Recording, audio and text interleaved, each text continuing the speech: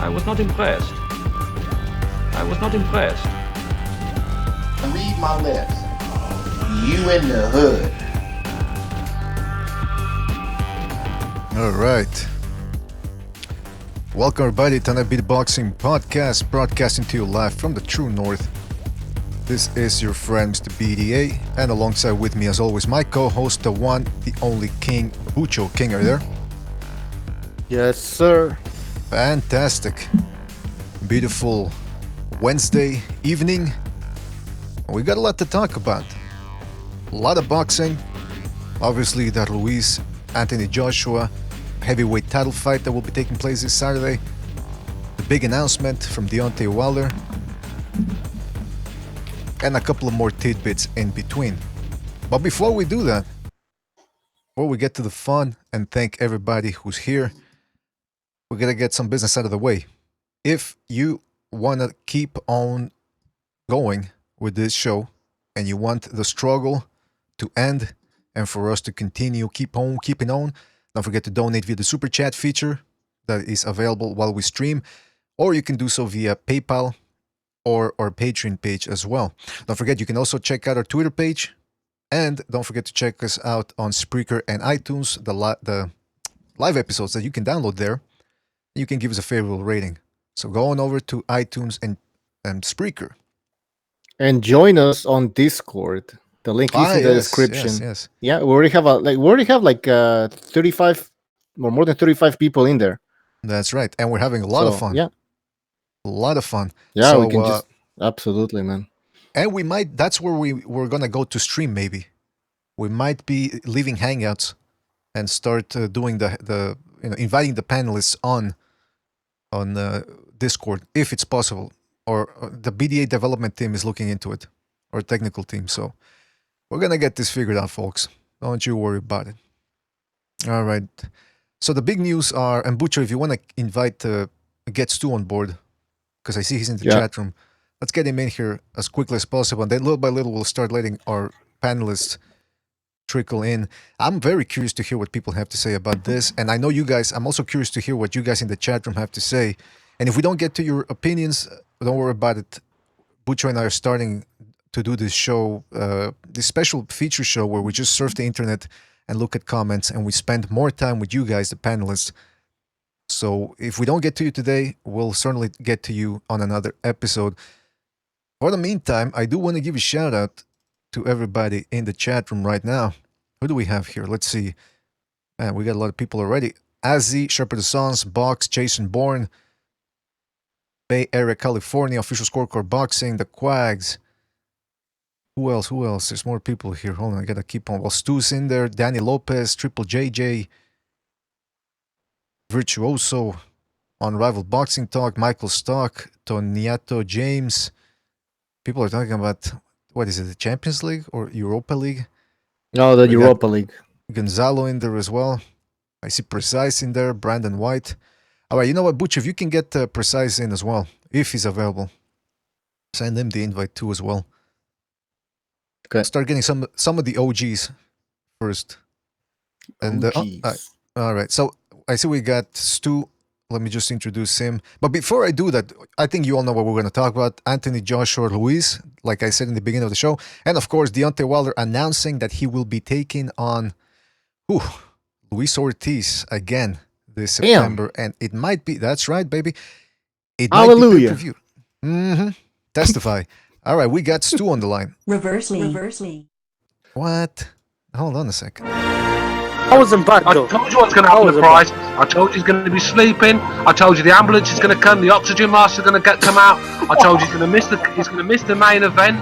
I told you all them things were going to happen. All right. Stu, what's happening, fellas? What the fuck? Not much. Well, what happened? Oh no, sorry. No, it's my fault here. All right, Bucho, get your act together. Stu, thank you for being on board, man. I guess you know what the subject of today's episode is going to be. Two main subjects. Let's start with it. You know me, Stu. I'm a guy that always tries to paint the positive picture, always try to look at the silver lining. I got to tell you, I can see a silver lining with this Deontay Wilder-Luis Ortiz rematch. Am I the only one, or what are your thoughts on this fight? a silver lining. I don't know if it's a silver lining. It's a fight that I'm intrigued to watch again, I suppose. I mean, the Joshua, we have to get into our heads that this Joshua Wilder thing is just not going to happen until next year. So it's no point us crying about it for hours on end, show after show. You know, we've got to move on. And I suppose it's not the fight that I really want to see Wilder in. But when you see Fury's got a fight coming up, I believe Fury and Dillian White have basically signed the fight to fight each other next. I've heard they both agreed to that. So that's probably one that Fury can't take as well. Two people that Wilder can't take, sorry. So Wilder's like left with Joshua, which he doesn't want, and no one else, sort of thing. So I suppose the next best thing is Luis Ortiz. I suppose that's one way of looking at it, but it's obviously not a fight any of us are too keen to see. But when you look at what's left, I mean, we saw what Brazil brought to the table the other day, and the rest of the guys hovering around that are probably the same level as Brazil. So it's not going to end no better, sort of thing. I think Michael Hunter is slowly becoming a dangerous fight for someone.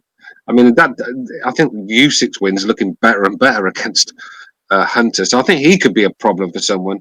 But you know, when you look at the Wilder situation and what he's got to pick from right now, you know, obviously the Joshua thing, he's bottled that, so that's another story. But yeah, I suppose Ortiz is the next best thing.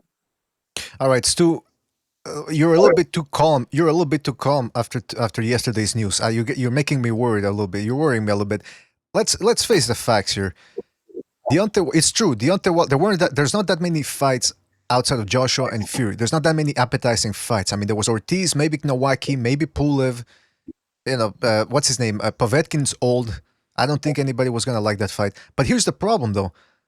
Deontay Wilder didn't even wait for Joshua to finish his fight against Luis to restart negotiations. They had this fight all planned out before. Of course, bro. This is the thing. That's what I just said. What is the point of us getting upset and emotional about it? He doesn't want the fight. We've got to move on. We can't keep talking about, well, they could get it on next. They can get it on next. No, they can't, because Wilder doesn't want it. Let's be real. You know, he ain't going to take that fight for another 3 or 4 fights. Just get that. You know, what do we do? You know, do we sit here keep complaining, or do we? Sorry, but you talk as if it's a fact that Deontay Wilder doesn't want this fight, and I know a lot of channels that are saying the opposite. Well, I don't give a flying fuck what they say.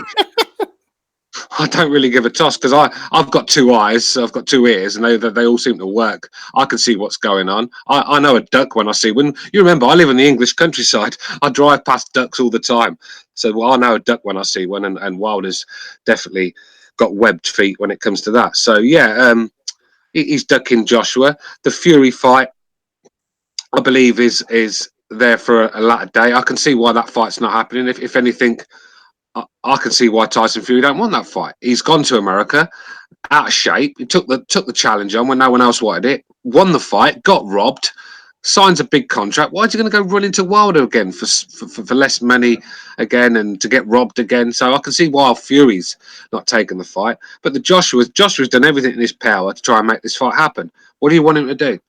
I mean, if anyone that honestly believes that Deontay Wilder wants this fight, needs to give their head a wobble. Trust me, you don't want it yet. I don't know why, because I think he stands a chance. But for some reason, it's everyone but Joshua. So. All right. We got Recognize as well, who just came in. Don't get fooled when they tell you that the crime rate is down in New York. Every time I watch the local news, they're always talking about, well, there was a stabbing here, there was a stabbing there, there was a shooting there, but the crime is down.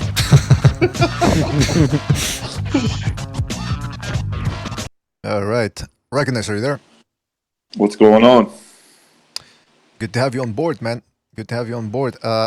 Listen, we're talking about the announcement, Deontay Wilder not waiting to even negotiate with Anthony Joshua. Listen, I don't like I was saying before. I don't know who was ducking who, because I don't follow this whole. I wasn't come on, following. you know, Hold on. man. Let me finish, please. I wasn't sure who was ducking who, because like I said, I wasn't following the whole thing in as much detail as other people. But right now, I mean, is there still a question about who's ducking who? Recognize your thoughts. I think it's.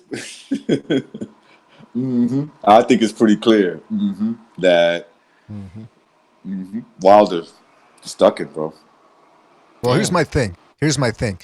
We're gonna be opening up the phone lines sooner rather than later because I want to hear. Because listen, maybe we're wrong. Maybe this is a good tactic for Wilder. Maybe he stalls the fight.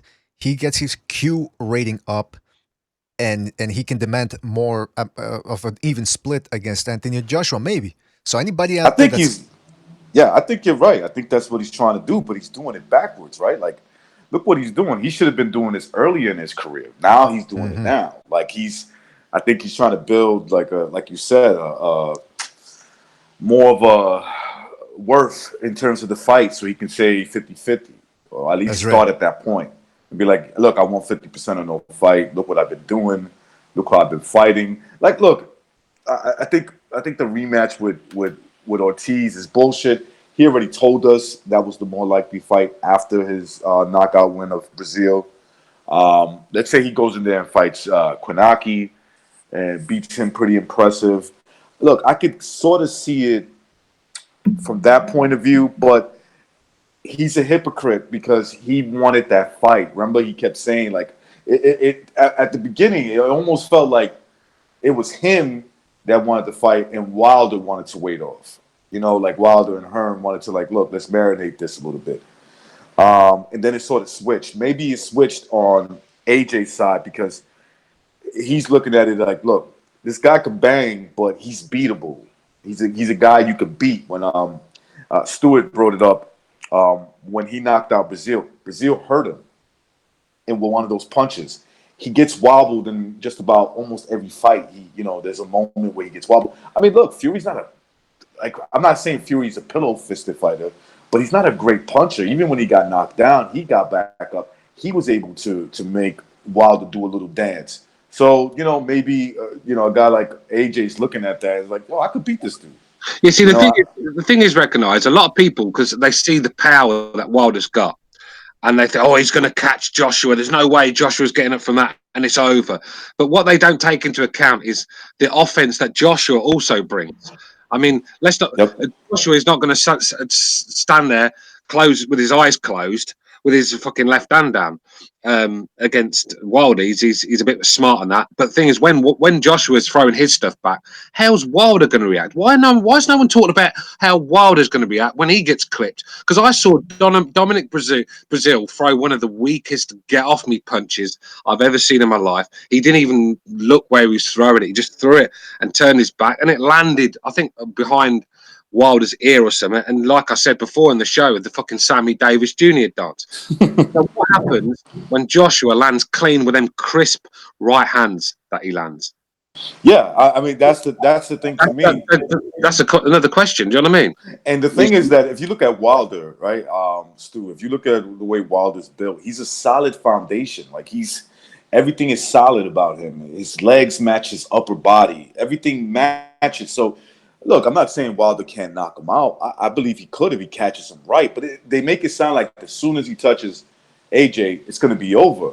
What happens if AJ takes it and is throwing punches with meaning, trying to get him out of there, and he happens to catch him with the same kind of punch, what's his name caught him with, Brazil, where he catches him in the mix while getting, while getting punched as well.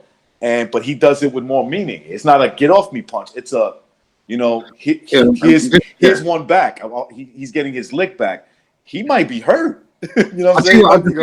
I think what people do, I mean, Joshua is very good on the inside for a big guy. The uppercuts and the short hooks are very classy, very strong in the hold, very good in the inside. Wilder's inside game is non-existent at all.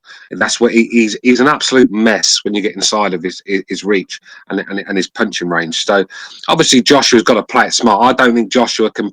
The performance he did against Joseph Parker, where he kept it safe and just kept it on the end of his straight punches. He can't fight that against Wilder because he'll get clipped and he'll get taken out.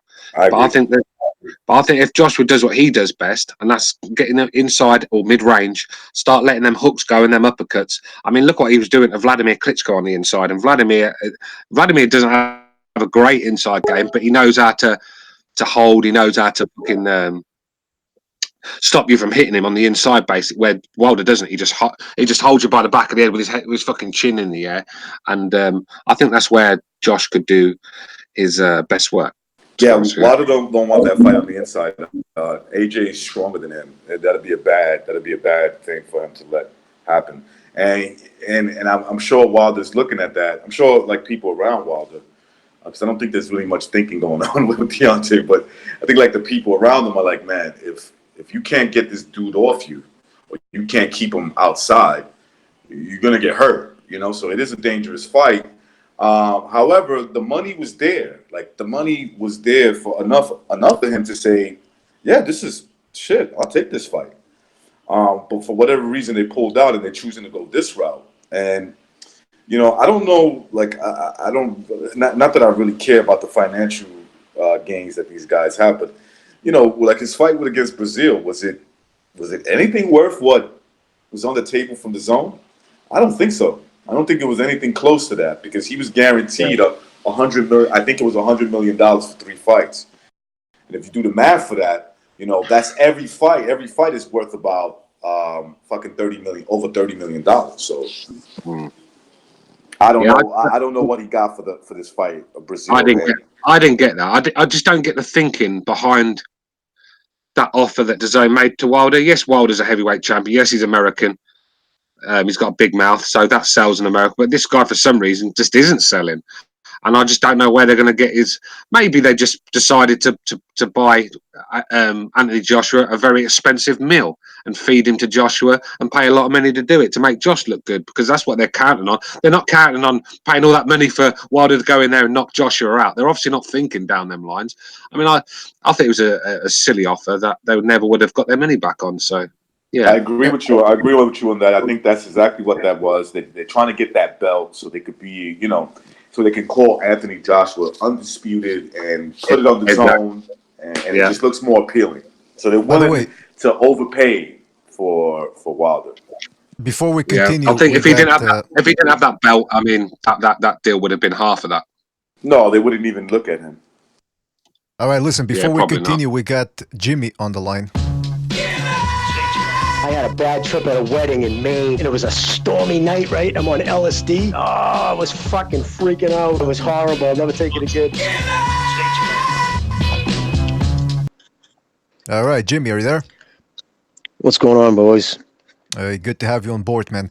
Listen, we're talking about Deontay Wilder and his rematch, the upcoming rematch against Luis Ortiz, which will be taking place in September, possibly pay-per-view.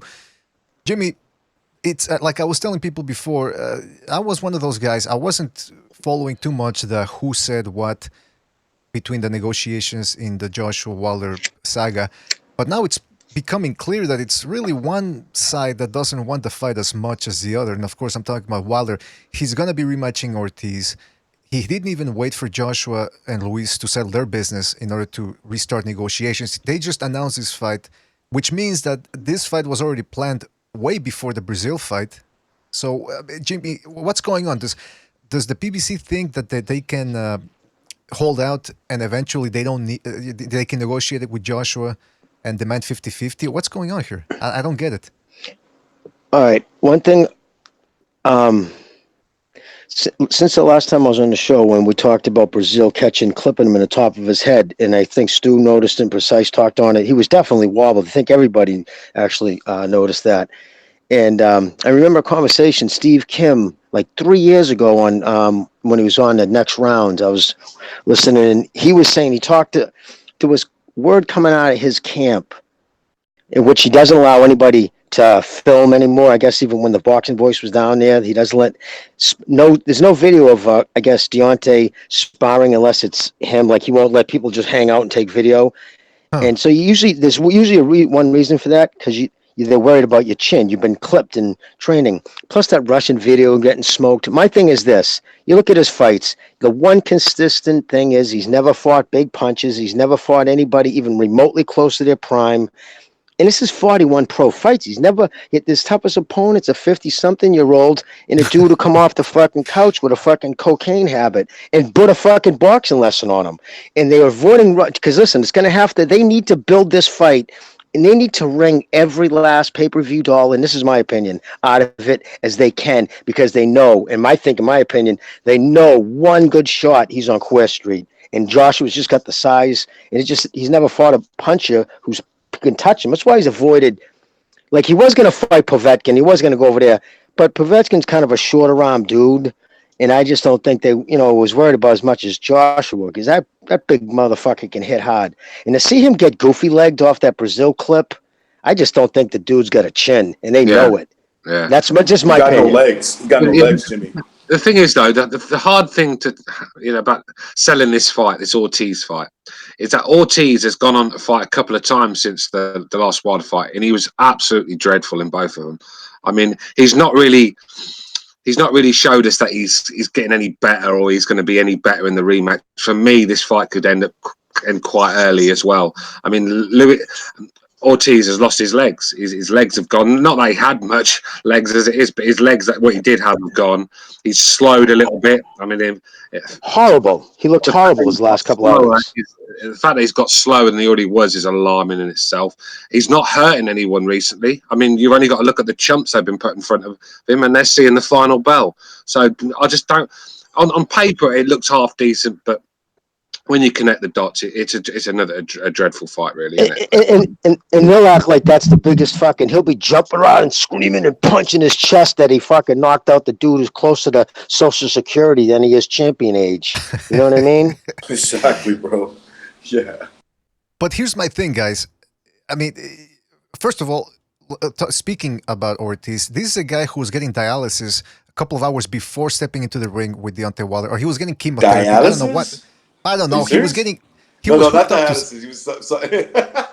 He was hooked up to something. He was hooked up to something. I don't know what it was. No, dialysis. If he's getting dialysis, he's just a fucking. I'm being facetious. Recognize.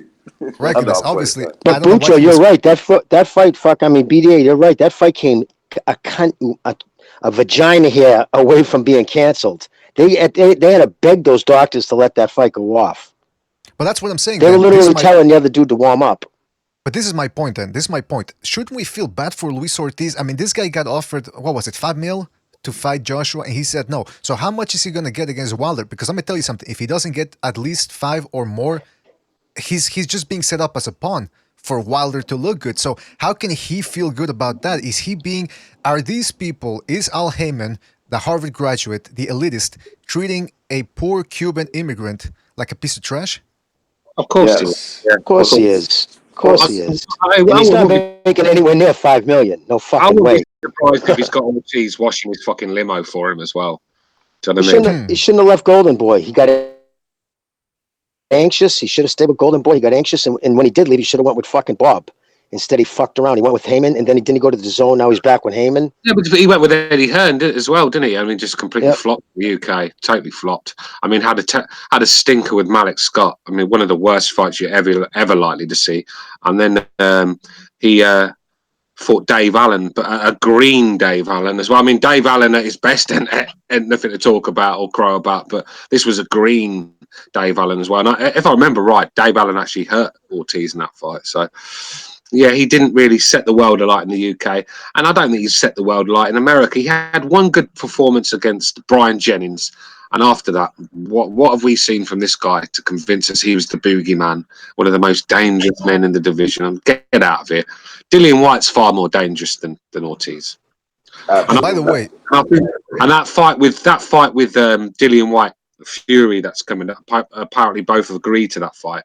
That is a much better fight to talk about than Wilder Ortiz, because this fight, like I said, we've seen it before, and I got a feeling it's going to be a lot quicker this time because Ortiz is older. And nobody was asking for this fight. I mean, nobody. And they're fucking PBC's fucking, they're promoting it along. And with Wilder, yep, that's right. The fans asked for it. No, they didn't, you donkey. You know what I mean? They listen too much to the LDVC. Yeah, that's the thing. Before we introduce Precise, I just want to bring up a point because Wilder apparently, when he announced the fight last night, he made a comment and he said, all my controversial fights must get dealt with as soon as possible. How come he never said it was controversial after he beat Ortiz? Now all of a sudden it's controversial. Where's this coming from? Like, Yeah, no, he that's did. good. He did say that as well. To this day. Let me ask. Look, he said something that I'm going to keep an eye on. It probably means nothing. It probably means nothing, but he's not that smart. But he said something after the. No, he's just not. He's a dumb man. Like he said something that caught my attention, and like I said, it probably means nothing. He said, "Who knows? I might fight Ortiz for a rematch, or we might fight. We might fight a third fight. Like, why would you say that for? Why would you actually say we might fight a third fight? Like, if you beat him the second time, which everybody expects that, there'll be no need for a third fight." Because that's what Heyman told him. And as he walked out of the door, Heyman said, listen, but don't tell anybody. Yeah, no shit. You know what I mean? And then it was in his head. I can't say nothing. I said it.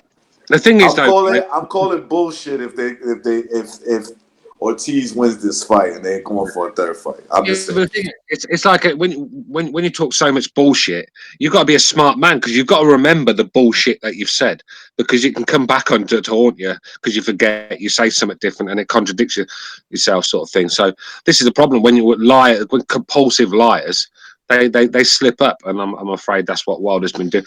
And like I said, he knows that they're both controversial because he wouldn't have said it. He would have said, "Well, what do I need to fight them for? I won clearly." But like most people would. But no, he's mentioned the controversial statements. So I honestly believe he must think they were controversial. And let's be real, they both were. He lost against Fury clearly, and he was given a life support in the Ortiz fight. Because let's be real, I've never seen anyone get a breather like that at the start of a round when he's just had a minute to recover. I mean, unbelievable. All right, now before we continue, I gotta introduce Precise, who came into the hangout. Dependent upon how you interpret the data. What's up with all the transvestites in Hollywood, though? Because if you're a postmodernist and you don't have any standards, you're always going to keep moving the goalpost, and you're never going to stick to your own standards because you don't have any standards. That's right.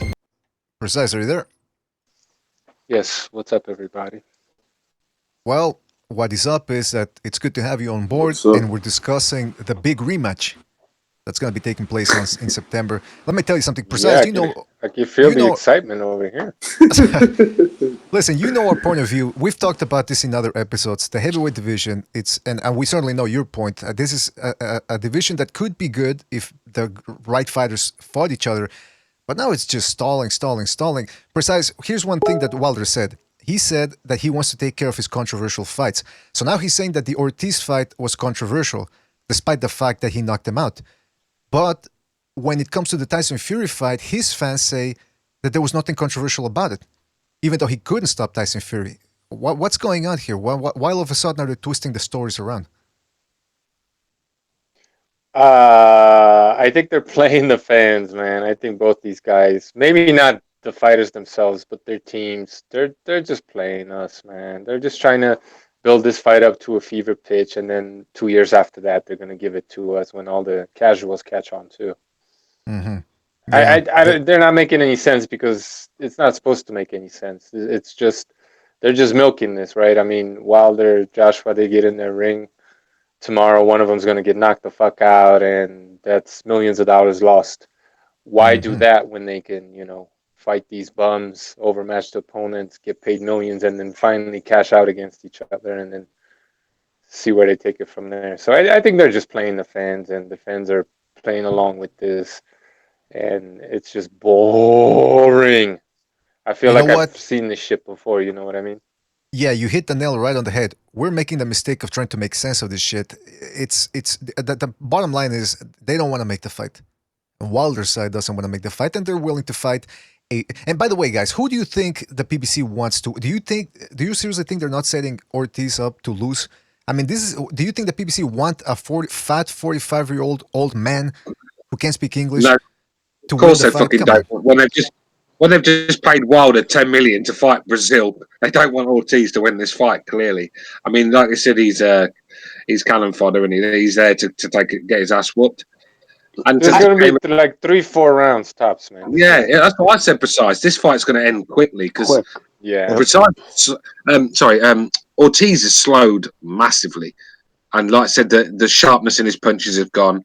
They're a lot slower. They're not hurting anyone anymore. I mean, it basically, I just don't see any way he wins this fight. I don't.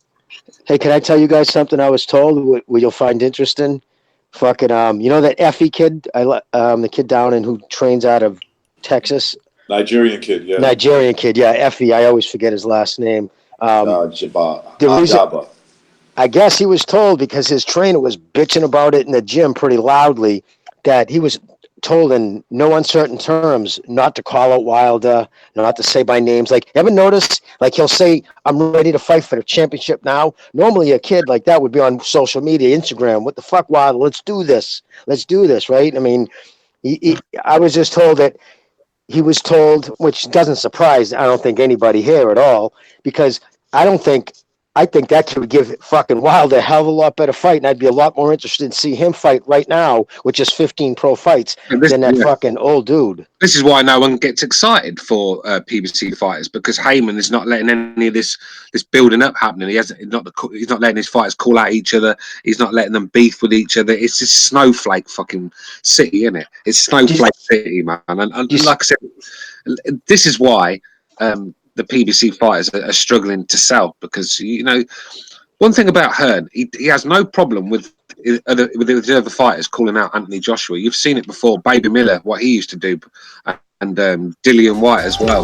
You've got no problem with that. You've got to allow that. That's how you beat field fights. But no, Al Heyman and Snowflake Brigade don't want that. They're fucking clowns anyway.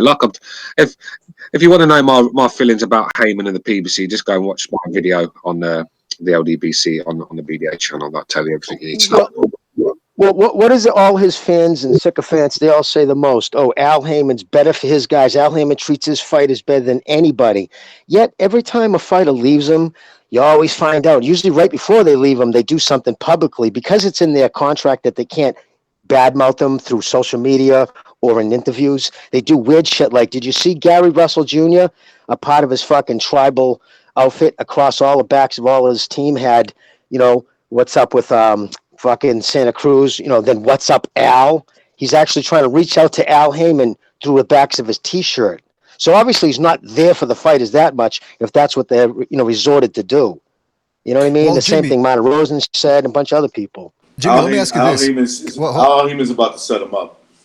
Well, that's what I wanted to ask something. Do you guys think all these fighters have direct access to Al Heyman, or do they have to go through a contingent of acolytes just to get on the phone with the guy? Well, he doesn't carry a cell phone. Just that one, he has. Oh no, I'm sorry. He has a cell phone, but only one person has the number. Supposedly, is that woman? I guess he's loyal to the people he's loyal to because this woman's been with him since the '80s. And she's a fucking, they said, a god dog. Like, yeah, no, nobody goes, you can't just call him up. You got to call her, and then she gets a hold of him. Which to me, right off the rip, fuck you. You want to come over and take over an industry, and then at the same token, feel you're so above it all that you don't even you don't feel you owe the people who keep the sport financially alive the respect of a conversation or answer a few questions. Go fuck yourself. He sounds like a paranoid drug dealer. Well, first of all, it makes sense not to carry a cell phone if you want, because if you keep it in your pocket. But I mean, if you keep first of all, from a perspective of it's distracting, but also it might give you ball cancer or brain cancer if you use it too much. So maybe Uncle Al is on the right track here. But seriously, it's you recognize. You said he's getting. Who did you say was going to get set up? Ortiz. No, I'm just kidding, but I wouldn't be surprised if Gary Russell Jr. keeps running his mouth. He's going to get set up. I mean, you notice one thing, like when you mess around with like a cash cow or a big promoter, you keep calling them out, something's going to happen to you. That's what I think. Like don't be surprised Gary Russell goes into a fight against a nobody, does well enough to win, but loses on the scorecards. Well, listen, something like that, said, or tests is positive for something he's been taking, Like I said, man. Like I said, I'm always willing to look at the silver lining of a fight. So, but there's no silver lining here. Ortiz is going to be a year older, more than a year older. I guarantee you he's going to show up fat. He's going to show up fatter and in less good shape than he was in the first fight. For some reason, he's probably going to think, oh, you know what? If I put on more weight, I'm going to hit harder. That's probably what's going to go on in his senile mind. He's going senile, this guy. He's got Alzheimer's. So he's going to show up fat, just like Steve did in the rematch. And I think Wilder's going to take him out easier than he did in the first fight. And I can't stand by this. I don't like the way Al Heyman, I'm incensed by the way he's treating this poor Cuban, non-English speaking immigrant. And it wouldn't surprise me, because this is what I heard. He's got Ortiz's wife as a maid in his house. Now, if that's not elitism, I don't know what is, man. This is disgusting. By the way, that's fucked up. No, I'm telling you, man. No. Like the maid on fucking Family Guy. No. Oh shit, that sounds like a fucking sitcom. Yo, Ortiz's wife is Al's fucking maid. Oh man. Well, Al's, he's not married, right? He's not married, doesn't have a kid. Doesn't he still live in his home with his mother or something? I read. No, I don't know if that's true. I think I see In Cleveland. I see him with some woman walking when his last fight. It looked like a fucking granddad taking his granddaughter to school. Oh Jesus Christ, man! Like, yeah, he could probably because he got a little bit of because he has a little bit of money. Like a lot of my Spanish women would date older guys. They'll date a real old guy too. Well, it's a bit like Trump. Look at the women he gets, and he's not exactly an oil painting, is he, old Trump? Yeah, but Trump's like in his field, he's a winner. Like he's got billions of dollars. He's fucking president of the United States now. Exactly. Yeah, but I'll tell you right now, Al Heyman's got fucking money. That cocksucker, he's worth probably over $50 million. With the music industry, he made a bank with that. And then now with this shit, who knows what the percentage? He's getting a slice at all ends. So yeah, there's an angle why they haven't taken the Wilder fight. I do believe that they're playing us. Like probably both sides are in on it. I wouldn't be surprised. But like the Al Heyman angle, there's a reason why he's doing this. He's in it for money, bro. He's in it to make money. The money for him. Well, I wish somebody who didn't smoke as much weed as I did and was good at math and shit would sit down and just, if you went through the timeline, just if they got, the information, just which usually can get the gates and all that, or just the purses of all fights. It's pretty easy to figure it all out if you took the time. And they said 790 million. That was the number set in court, and then it was other numbers up to $1 billion. One kid did a bunch of the fights. And it wasn't even close from the money from his contracts when he was pre-buying all that. In the first 2 years, he was buying those blocks of TV time. If you did all that, I mean, less he hid money in, like, remember he hired Franz, the orchestra had that big fucking opening. He had the whole stage set up. Who knows? Maybe he's gonna say he overcharged that. He's got money buried in that because that went away quick. I'm just saying, where did all that money go? Well, he's got getting it hidden somewhere. Tranny whores. Oh, that too, man. He's a weird looking dude. Like the pictures that I've seen of him. Did you say tranny whores? Tranny whores. Right, you heard me. Allegedly, yes. Allegedly. There was stories of. I said allegedly. Exactly, yeah. Yeah, I'm glad Eddie you Murphy was with one allegedly too. There's nothing alleged about that. When did you figure it out? There was nothing alleged about that one. If a bitch can palm a basketball and a fucking Adam's apple bouncing around when you're talking to a dude, it's a fucking guy. Just look at the knuckles. Look at the dude's neck. So I just don't know how people get fooled. I mean, there's some Asian ones. There's some Asian, those little fucking Asian Thai boys. That's a little tricky, but come on, in America, I've never even been close to fooled by one. All right, by the way, guys, just to announce, we are live right now on Blog Talk. So if anybody wants to call in, we're going to be putting the number up on the screen. All right, guys? So just keep that in mind. So if you've just tuned in, this is actually a boxing show and not a... Right, better get a little politically correct. They want us to talk politically incorrect, trust me. All right, but so I think we all got that straightened out, that this fight, I mean, this just shows you, this is a further nail in the coffin for people that were defending Wilder and saying that he wasn't avoiding Anthony Joshua, I think at this point it's pretty clear that he doesn't want that fight, or he doesn't want that smoke, as the youngins say nowadays. You guys want to move on and talk about Joshua Ruiz? Yeah, I'd like to move on. It's just something about the name Wilder. I just lose the will to live when I hear it. I just don't want to talk about him no more.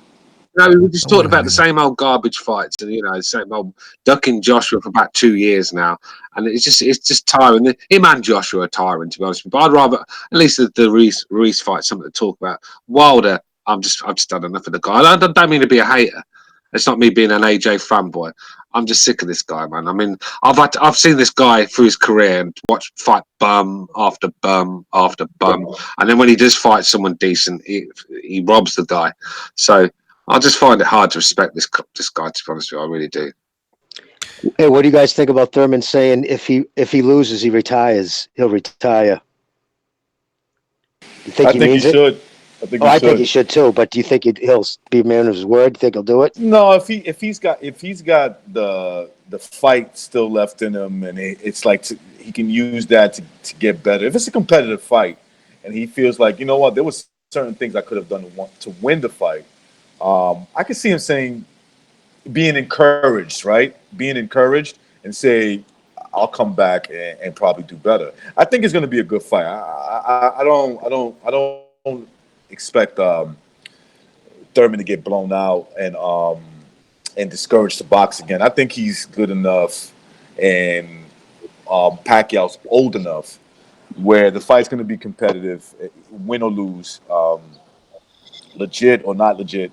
He's going to, I don't think he's going to retire anytime soon. I just don't know how you can count yourself an elite fucking welterweight. I mean, Pacquiao, for all his talent, the dude's 40 years old. 40's 40. He hasn't knocked anybody out since fucking Obama's first term. I mean, unless that you're talking about Matisse, but that dude was a walking corpse.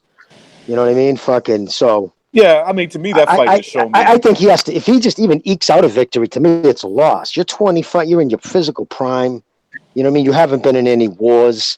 The only thing is maybe ring rust, and you're going to fucking eke out a victory against a 40-year-old and then, say, yep, this is my greatest win. It's indicative of everything. It's kind of just a spit in the face. I don't think we should do that, though, Brian.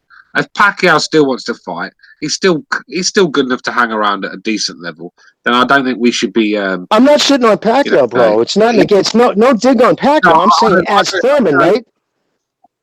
No, that's what I'm on about. I don't think we could really shit on Thurman too hard for this because, like I said, Pacquiao's still a solid name, a decent fighter. He's the best of the rest, basically, isn't he, right now, Pacquiao? So I don't think it's a bad fight for Thurman to take, considering he's been out a while. Yeah, I think it's a 50-50 fight. I think a lot of people are writing Thurman off, but I just think because Pacquiao's just well past his best. I just haven't been impressed with Manny Pacquiao for quite a while now, and nor Thurman either. So they could feed off each other's weaknesses, sort of thing, and it could be an exciting fight. But yeah, we'll see. But I just don't. I think right now, I think Pacquiao is a decent fight for Thurman. He's especially come off a long layoff and his last performance against Lopez. The only thing I can relate this to, remember about 10 years ago, well, it's actually longer than that now, when Pacquiao was coming up, he was the new guy, more new than Thurman is, and he fought the aging welterweight champ and fucking Oscar De La Hoya, regardless of whatever. But, he stopped him, he put him away, and it was almost like passing the torch type of thing. It's just like, to me, if you call yourself, and again, this is going by what I'm taking by what he's saying. If this was Porter fighting him, I wouldn't be giving him the same shit. This is a kid who just 6 months ago or so was saying he still wants to be remembered as the greatest welterweight who ever lived. And I'm just saying, if you're going to fucking make, broad terms like that, you better just, if you just, and it's a split decision, you just barely eke one out. I'm just saying a true great welterweight, and Pacquiao's a little welterweight too, would stop him at this time because his fucking... You can see his feet just aren't the same speed. You know what I mean? He didn't look the same. You could physically see his game slowing down. So at this point, if you don't fucking go in there and rock him at 30, 29 years old, shame on you. See, lose, or draw, like... Compy. Yeah, win, lose, or draw, Thurman's not going to be the greatest anything ever. Come on. No. He's deluded. Yeah. I think with Manny Pacquiao, though, I think if Thurman can keep them straight punches and keep it a good distance, when Manny Pacquiao, because he flies in, doesn't he? He likes to charge in, and I think Thurman could cause Pacquiao a few problems. I just think when Thurman gets hurt, I've said before in this show, Thurman gets hurt and he goes to pieces. And his shape goes. He starts swinging with his eyes closed. And when you're doing that in the pocket with Manny Pacquiao, then your likelihood is you could get slept. So there's a few ways this fight could go. I just think with Pacquiao, the legs have slowed down, like Jimmy said. Not as sharp with his punches. Doesn't seem to have the same pop. A lot slower. I think Thurman could make this a very close fight. I do. Yeah, Well, you know, like I said, I think Thurman. I'm sorry, go ahead. BJ. no, go ahead, recognize. No, I was just gonna say, I think that at this point now, it's look going in, right? Because the fight hasn't happened, we don't know what's gonna happen. So going in, I could see where Thurman gets up for this fight, and it could be competitive, and maybe he got to win. If he beats Pacquiao in legitimate style, I'm gonna give him credit because I think Pacquiao, there's something about a guy's allure, experience that can fuck with your head in a fight. There's some 40-year-old, 45. I mean, look at Mike Tyson. Mike Tyson just beat up some dude that was talking shit about, I think, Tupac. So he's 52. He just beat the shit out of this big 6'2", I think, like 230-pound guy. So, unfortunately, when you hit that age, you never know what you're going to get until that night, right? Exactly. That's right. Pacquiao could hit the wall overnight. Like he could look real old. And I don't think Pacquiao. Some guys can intimidate you, but I'm sorry. No, go ahead. Let me just finish this Go one ahead, point. man. I think sometimes some guys can get intimidated. It becomes a challenge when you're fighting a guy who's a legend. Does that mean? Yeah, and is Pacquiao going to bring the same sort of problems that Lopez brought? He's going to bring different problems. Of course, he's a lot better boxer. It's going to be a lot harder to hit clean. But I just think Lopez was a big unit, weren't he? Strong, and he just walking Thurman down. I don't think Pacquiao's going to be that. It's going to come with that sort of style, sort of thing. So I think it could be an easier night for Thurman when it comes to taking punishment. Lopez was hitting Thurman on the way out the pocket. He was backing straight out. Yeah, And Lopez, because he's tall and rangy, was able to crack him. Pacquiao's not going to be able to do that. Well, it's interesting. Pacquiao has to catch Thurman on the way in, counterpunching him. Go ahead. You guys were talking about whether Pacquiao's going to hit the wall at any point right now at his age. And I asked Bucho that in a couple of episodes ago. I said, when's the last time we saw a guy look halfway decent and then all of a sudden hit the wall? Because, I mean, there's two examples. There's Morales when he beat Pacquiao, and then all of a sudden he got schooled by Rahim and then got stopped by Pacquiao. And then there's De La Hoya, who looked, in hindsight, he didn't look good against the smaller Stevie Forbes, and then he just got demolished by Pacquiao. But Pacquiao actually looked pretty good against Adrian Broner. So what's the likelihood that he gets old overnight?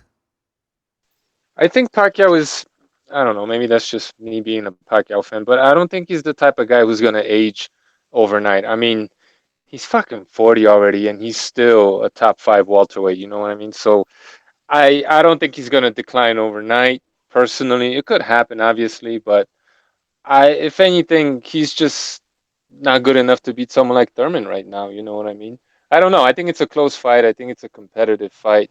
Anybody can win. 50-50 is fine with me, but I just don't see Pacquiao. He's just, he's so disciplined and healthy for the most part. He's not like doing yay like some of these guys. He's always motivated. Like, he's really dedicated. So I don't see that happening. Obviously it could, but I'm going to say no. Well, if the betting stays the same, I'm going to put my money on Pac just for the odds, What is the betting? What is the betting? Right now they got Thurman slight favorite. Okay. Yeah. Look, man. The thing about guys like Manny Pacquiao and to an extent Floyd Mayweather, these are guys that they know what they're doing in the ring. Like they don't have the same thing that they like Pacquiao, who's an active fighter, right? Like I just use Floyd because Floyd did fight to like 38, like boxers. I'm talking about real boxers. He fought till he was about like 38 years old. So it's not their age that is the problem. It's that they know that they got to stay disciplined to win these fights, and what they're gonna do is they're gonna outlive you. They're gonna live better. They're gonna do things the right way. They got all type of people to train them the right way, so they're gonna outlast you in a ring, right? So, not to say that that's what's gonna happen with Thurman because we don't know, but it's not gonna shock me, and I don't think Pacquiao, like Precise was saying, I don't think Pacquiao would just drop off like that. If Thurman wins, if Thurman beats Pacquiao, like beats his ass, similar to the way the new guy beats the old guy, like Pacquiao did to De La Hoya. All right, hold on. There's a scratching. Thurman is good. There's a scratching sound Hold there. on. Yeah, there's a scratching sound from, I think, coming from your end. Recognize. How about now? You hear me? Yeah, it sounds like you're brushing your balls or something. I don't know. It sounds Yeah, like a brush. when you start talking, we can hear it. How about now? Can you? I mean, No, No, not anymore. No. Yeah. all Anyway, right. listen. So maybe. Go ahead. So yeah, no, just saying if he beats him convincingly and he does it in pretty dominant fashion, it's just that Thurman is good, and Pacquiao's a little older, still good. It's Thurman's time. I don't think that's what's going to happen. I think if Thurman wins, he edges out a victory, which tells you he's a top contender at welterweight. He's one of the top guys. And what blows my mind, he's doing this as a senator, and they're not giving him the time off like they did before.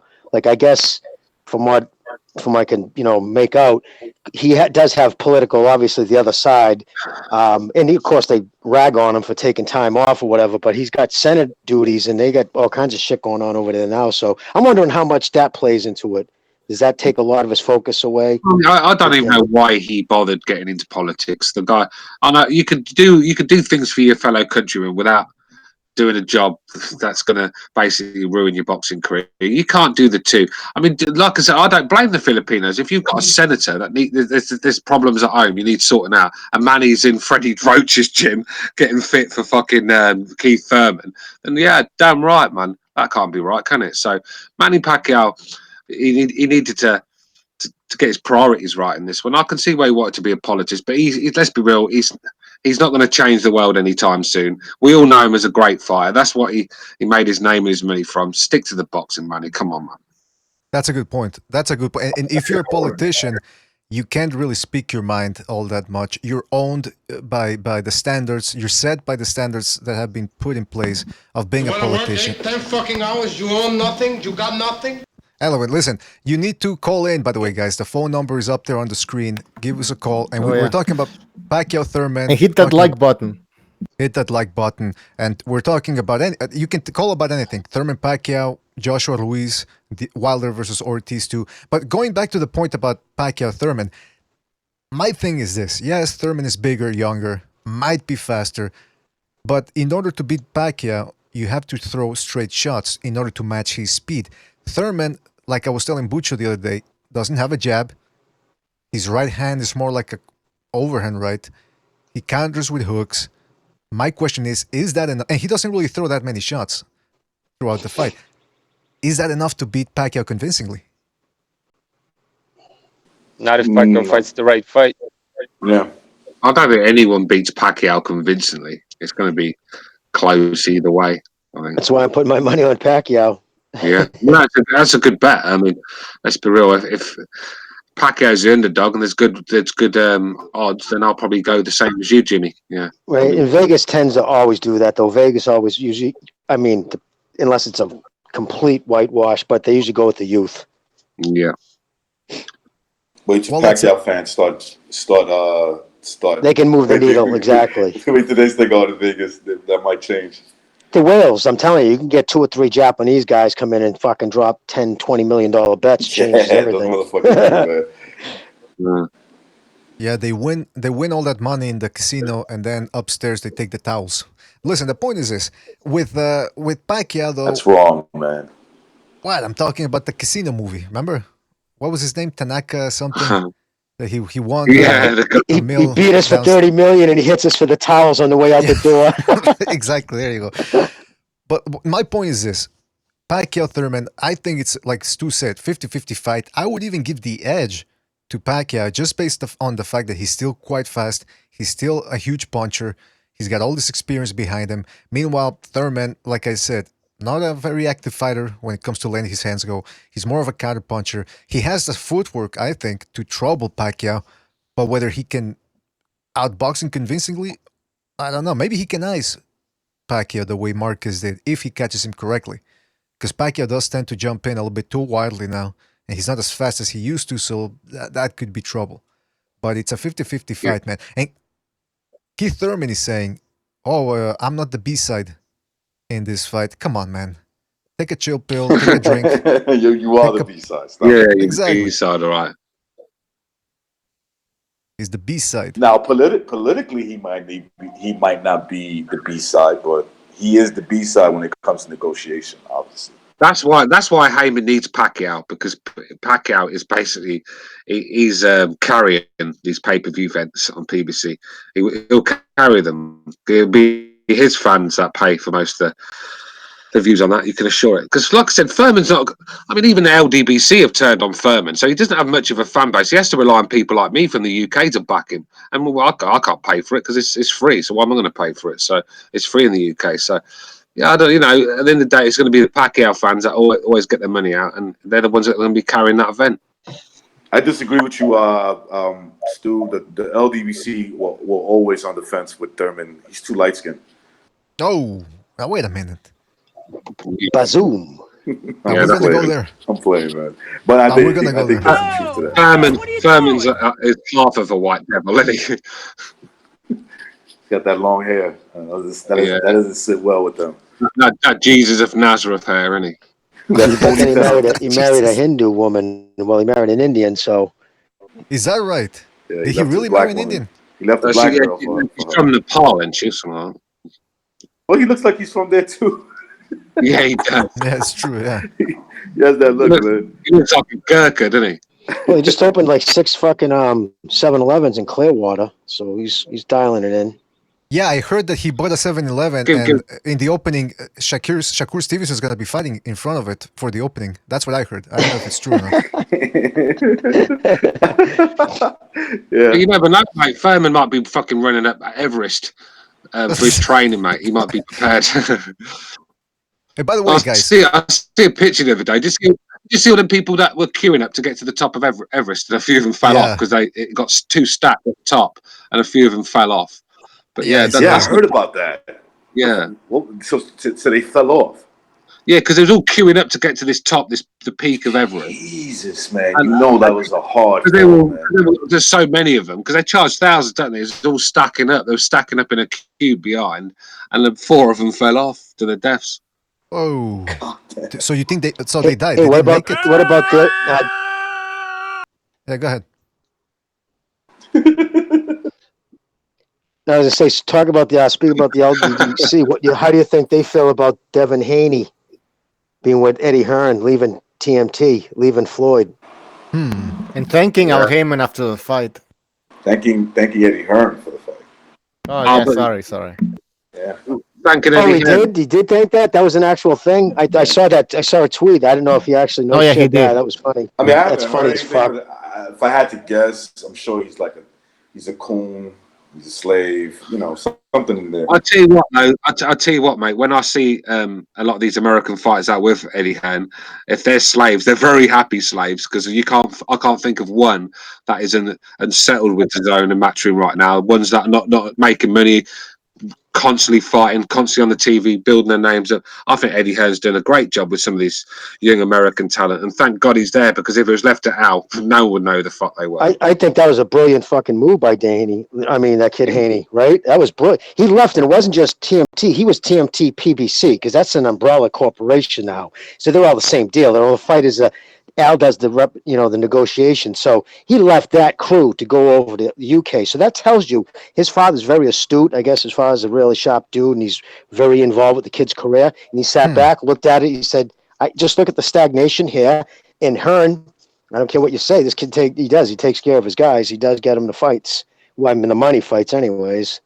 Well, see what Hearn's doing is actually he's taken these young American fighters over to the UK to fight as well. Get them used to fighting in different conditions, different time zones. You know, all sorts of. There's all sorts of factors when traveling around the world. That's what makes the great champions. The ones that travel all around the world. That's what we like about. That's why Muhammad Ali's the greatest. People might a lot of boxing nuts, but will not. When they break it down, they think there's better fighters than Muhammad Ali. But the reason people say he's the greatest is because he went all over the world to fight and he fought the best time and time again. That's why there's so many African fighters in Nigeria and all these to this day because of the Zaire and the Rungle in the jungle. I mean, there was like you ever see the movie him running through the street and the kids Umbuye or whatever they're saying? Yeah. He fought Henry Cooper as a teenager, I think, as Cassius Clay. I mean, the guy was an Olympic gold medalist, and he came over to England to fight Henry Cooper, a big player on English soil. And unheard of these days. Olympic gold medalist from America going to fight in the UK. It's unheard of. And was Haney's fight in the UK that knockout he just had? I didn't see the fight, but I heard it was a vicious knockout. No, that was in America, I think. Okay, was it? All right. I missed that card, but I saw the punch. It was a great. That's what happened. You know, when you keep. That's the good thing about switching to the body. Keep switching to the head, switching to the body. You get the opponent confused. He thinks one's coming to the body, and you come over the top with the right hand, and that's what happened. And it was a peach of a punch. I mean, the thing is, if you actually watch that punch in slow motion, that I can't remember the guy who was on the end of it, but he actually saw it coming and just waiting to be slept because he squinted his eyes at the last second. Yeah, I saw that in super slow mo. He saw it coming. Yeah, you see it in super slow. He saw the punch coming. He knew it was going to be slept because it was an absolute monster of a punch. He walked away before he even fell. The kid knew that kid Danny. It was one of those one-hitter quitters. He started walking away before the kid fell. Yeah, well, like I said, that was a devastating shot. And this kid looks like he's got a very good future. But let's calm down. We have to calm down with these youngsters. I've done it myself. Hyped up these young kids, thinking they're going to do something spectacular, and they end up fucking make me look alright, tit. So let's calm down a bit. But this guy does look like he can go all the way. And he's an incredible trainer too. Like his efforts and his effort in the gym. He puts in the work. Do you know the funny thing about it is I didn't even know I'd never seen this kid fight until a few months ago. That's the scary thing. This is the promotion that this kid had behind him before he got with Eddie. I'm a big boxing fan. I've seen the guy fight once. I think once. I mean, they were doing a terrible job with him. They were a terrible job. I mean, I should know that guy is. Even though I heard more about him through the amateurs than I did in the pros. Yeah. Yeah, man. The only See way the I knew loyalty about they have for these. The only way I knew about Haney was through the internet, again, because they were showing videos of him training and sparring against Shakur Stevenson. So that's how he got his hype on the internet. But other than that, he wasn't really fighting on TV or not or anything like that. But it's true, like you guys were saying, fighters that go overseas. I want to see Regis Pergray fight outside of Orlando.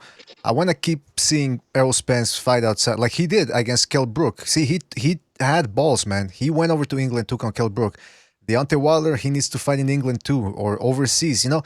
I know some people say it's not that important, but it does show the willingness of a fighter to try at least to cross over to different markets. And it just seems like a lot of people seem to think nowadays, oh, well, I'm a big name in the United States, or hardcore boxing fans in the United States know who I am, and that's it. I don't need to expand anymore.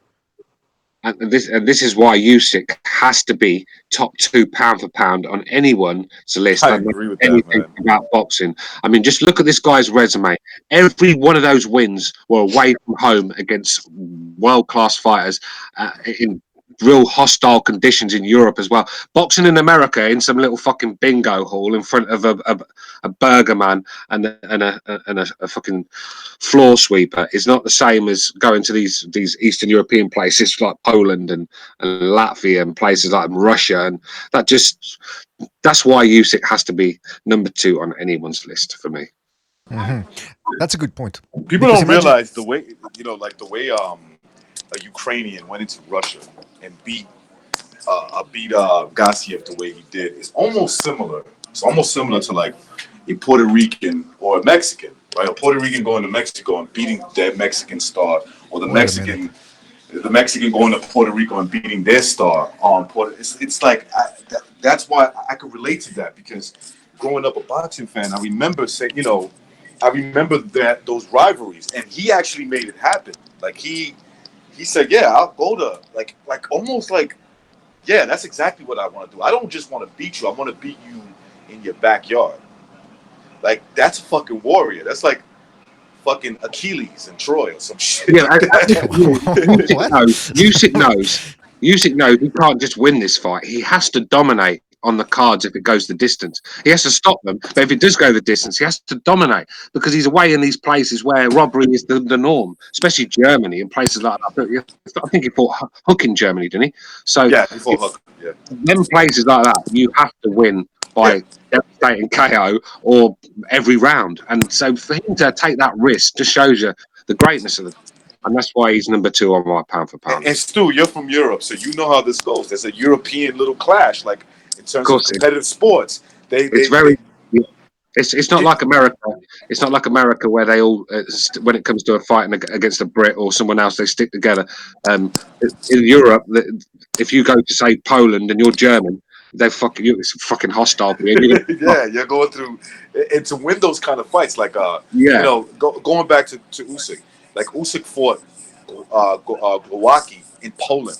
Like the Ukraine and Poland are not too far from each other. It's like they definitely got a rivalry going on. I'm not saying it's like you're gonna die. Maybe in certain cases you might. I don't know, but like you're in Russia and Ukraine. I mean, it doesn't get no worse than that. It can't get no worse than that. And Usyk went to Russia to fight Gassiev. I mean, that's a true warrior. A lot of these boxing fans are not educated on geopolitics and stuff like that, so they don't get it. They live in their own bubble. Floyd Mayweather fought everybody in Vegas. He's a G. It's like, no, it's not. That's actually easy to do. I mean, just when you think about the UK, how small the UK is, just to say as an English fighter to go up to Scotland, I mean, even that's a real hostile environment for an English fighter. Just to that's a good one, yeah. Or to Ireland, that's a real hostile there as well. So it's just a different, like you said, it's different. You've got to know the geographics to understand it, sort of thing. And imagine when it's like number 1 versus number 2, or 1A versus 1B. Like they're going to determine who's number 1. It's even more hostile. I remember when Klitschko fought Povetkin. I mean, that was built up to be massive. Ukraine versus Russia, and it got quite hostile at times. Do you know what I mean? Well, it's interesting. I just wanted to say something regarding that marketing and fighting overseas. Roy Jones, it's a shame because it's only after he beat Ruiz, and that was like what, about 12 years after he turned pro, maybe more. It was only after that fight that he started getting some traction and some mainstream attention. Mm-hmm. And then just right away, boom, he loses against Tarver. This is a guy that could have been a bigger name, but instead he was fighting sanitation workers. He was fighting on HBO for millions and taking easy fights, fighting in Orlando, sometimes not. Police officer, Florida. He fought a New York, he fought an NYPD cop. That's right, a ticket made. And then he never, he would fought fight an NYPD cop. I know, man. That was what, Frazier? Richard Frazier, I think. And here's the thing. When he would fight in Florida, Frazier. When he would fight in Florida, he wouldn't even fill up the arena or whatever he was fighting. Imagine if he would have gone to Poland or Eastern Europe, where apparently he has a huge fan base. He could have, been treated better overseas than he was in the United States. Instead, he squashed it all for easy paydays because he was terrified of getting hurt. And that's the other thing, real quick. Wilder and Joshua, these guys are saying, well, come on, the big fight is going to happen, but we're putting our lives on the line. So let's calm down with the rhetoric. And I'm thinking, wait a minute. Yeah, all right, they're putting their lives on the line. But what are we, millionaires? We're putting our money on the line. We're not millionaires. We're sacrificing stuff to watch these guys fight and to support their lavish lifestyles. And meanwhile, they don't. I mean, Ortiz, Wilder too. I mean, yeah, Wilder, Ortiz too. Come on. Anyway, listen, I don't want to talk about that fight. I want to talk about. That's probably going to be the body. That's probably going to be the body he catches. And how dare Wilder contradict himself so? How dare him contradict himself so obvious when this is a guy who says, "I want a body." We put our lives on the line, so be patient. But I want to kill somebody. It's like, yeah. And by the what way, he's saying is that he wants to fight bums. Basically, that's what he's saying. Exactly. He wants to kill a bum. That's what he wants. BDA, go ahead. All right. So yeah, I'm getting a news feed. Apparently, after Wilder beats Ortiz, because he already beat a guy that had schizophrenia in Charlie Zelenoff. Now he's going to beat up a senior citizen, and apparently in his next fight, he's going to be taking on Gerald McClellan. So watch out for that one. By the way, we got a call coming in. We got a call 347. You're on the line. Yes, hello? That's New York. Yes, 347. Yes, I'm calling from New York City. This is Carlos Espinal. Yeah. Fantastic. I knew it. I just wanted to ask, like in according, like, about the pound for pound list, like who you guys would like, like who in the pound for pound list do you guys think, like, doesn't deserve to be there, and who would you replace him with? All right. So who wants to take that question? He says, According to what list? Which pound for pound list are we talking about? Yeah, because there's a few of them. So yeah. Like ESPN. If the caller can give us his and we can break his down, I mean, we can do all right, that. you know what? The Ring Magazine, they have Donny Nietes number 10, Mikey Garcia. Give me a second. Wait, hold on. Well, I'm giving it here. I'm telling you, Ring Magazine has Donny Nietes number 10. He has his list, though. Okay. Well, we'll wait and see if he has his. Okay. Yeah, it'd be nice to hear his list, see what it says. It better not be the same as Ring Magazine's, man, because... all right, so... And don't worry about your lists, man. That's your list. That's right. what pound for pound is. While we're waiting, read that list out while we're waiting. All right, so Ring Magazine's... Yes, Ring Magazine's list is Donny Nietes number 10, Mikey Garcia number 9, Estrada number 8, Golovkin 7, Spence 6, Usyk 5, Inoue 4, Canelo Alvarez number 3, God. Crawford number 2, and Lomachenko number 1. They didn't have no Usyk? Yeah, number 5. How is Inoue? How is Inoue ahead of Usyk? How did that work? I totally disagree with that list. That list is... Yeah, I 100% disagree with it. I don't mean to be a hater. I don't think Spencer's done enough to be on there. Yeah, so I'm not gonna really like try to say who I don't think there's a few guys that I do believe belong in the top 10, but there's a lot of guys you just mentioned that I don't believe that they should be in the top 10. Well, you know what it is. Spence it's be one Inoue of them. Mikey Garcia's. Yeah, Mikey's nowhere near on that list. Not even top 30 for me. Inoue has that Panasonic It's not. money. I mean, come on. How did that performance we saw from him last time? I know he fought the bigger guy, but he didn't even show any heart and any courage, any will to win. How is that a pound for pound performance? I mean, why is this guy so loved, this Mikey Garcia? He can do no wrong. This guy's been on the pound for pound list since time began and fought fucking nobody. And when he did fight someone half decent, well, we all know what happened. Well, he didn't lose. He was just, I know. Look how he ducked out of that, man. And this is a pound for pound guy. Get out of here, man. Let's go back might as well put Nicholas Walters on the fucking list as well, because he. Let's go back to the caller. Caller 7. What was it again? What's your pound for pound list? Did you find it? Did you come up with one? 347. 347. That's right. The dog ate it. The pound for pound list. The only guy that I kind of believe that doesn't really deserve to be there is probably Errol Spence. Really, like I think the pound for pound list is like rated pretty good. Even though I think Inoue has been rated a bit too high and stuff. Here's my question to you. He should have been pushed back. Here's my question to you. 347. Do you have Inoue in your pound for pound list? And if so, is he in the bottom 5 or in the top 5? And the bottom side. All right. I feel like because he, he's been knocking out dudes in the first or second round and stuff. But I just feel even though he knocks these guys out really fast, he doesn't I feel like he shows a lot of flaws within his game. The way he sets up his punches.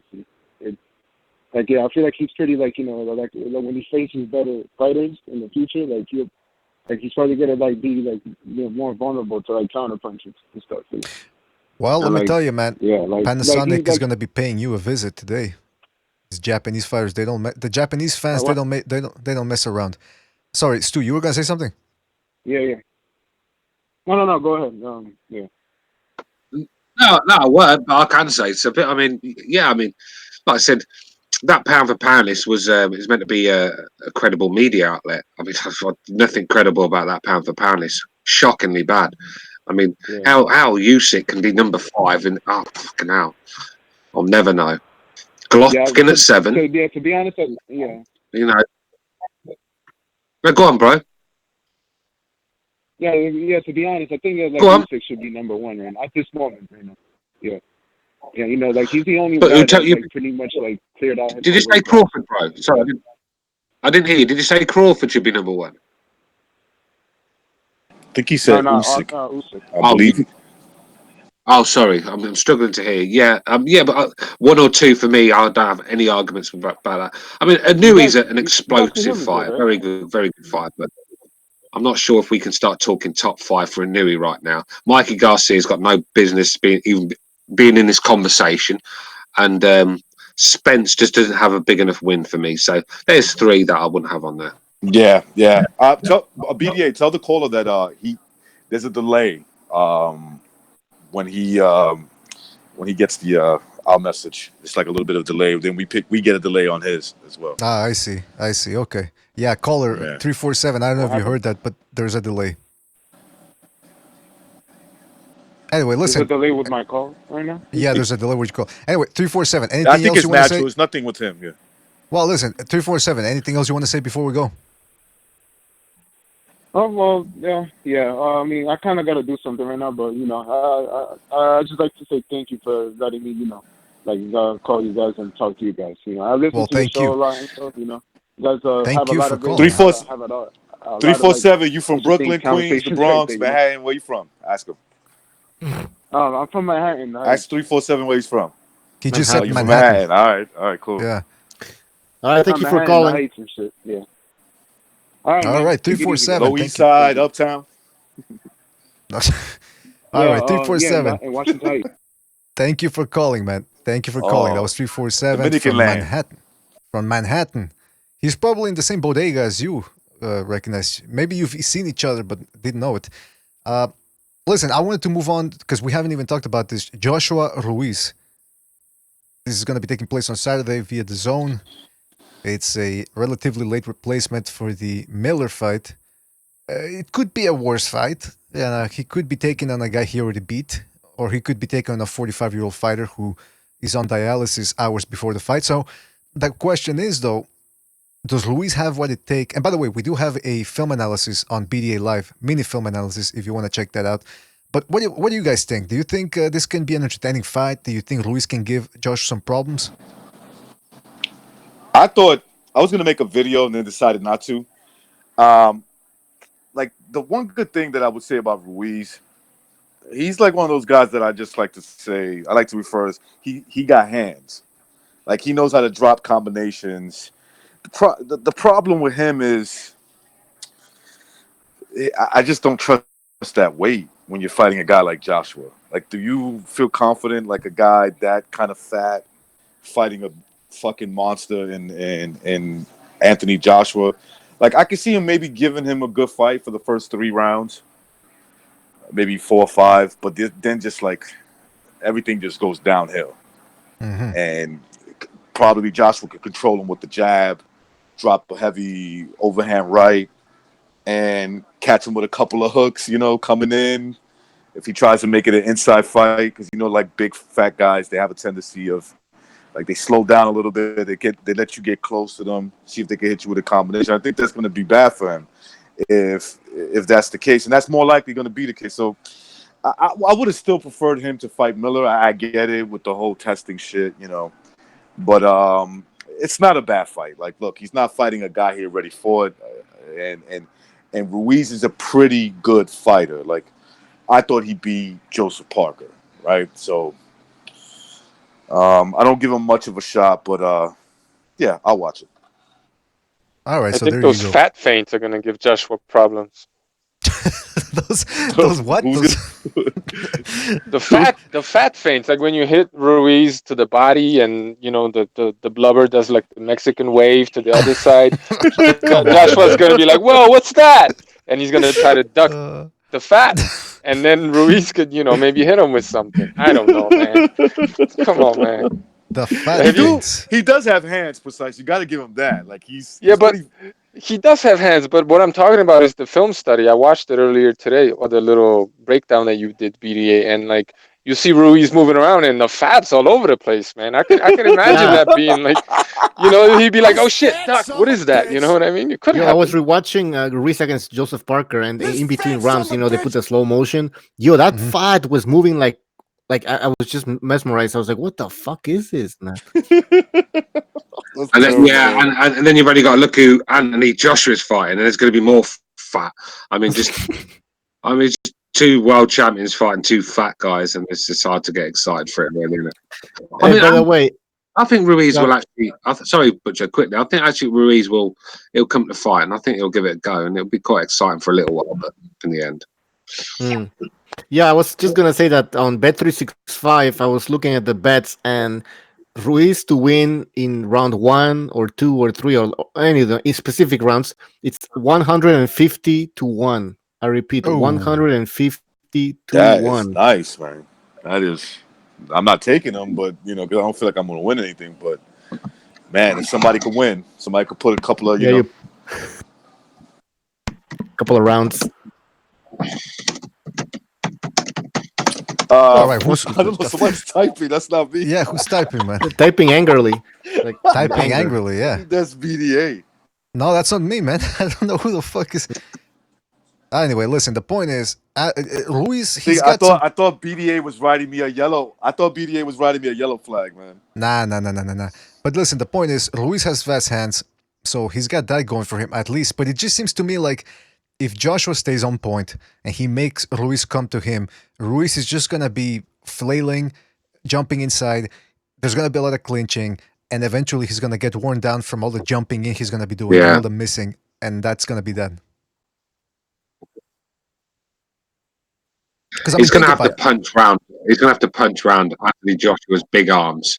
That's going to wear him out for a start. He's quite wide with his shots, Ruiz, and telegraphs him as well. I mean, I think Joshua's actually growing as a boxer. He's not just a fighter; he's growing as a boxer as well. And I think he can make. I think he can make easy work of this. To be honest with you, I don't see Andy Ruiz being any problem for Joshua. I just don't think he has the style to beat Joshua. And I think with Joshua as well, I think when it comes to having a fight as well, I think Joshua wins that battle as well. He wins the jab battle. He wins the distance battle. He wins the inside battle. If they go to war inside in the pocket, he wins that as well.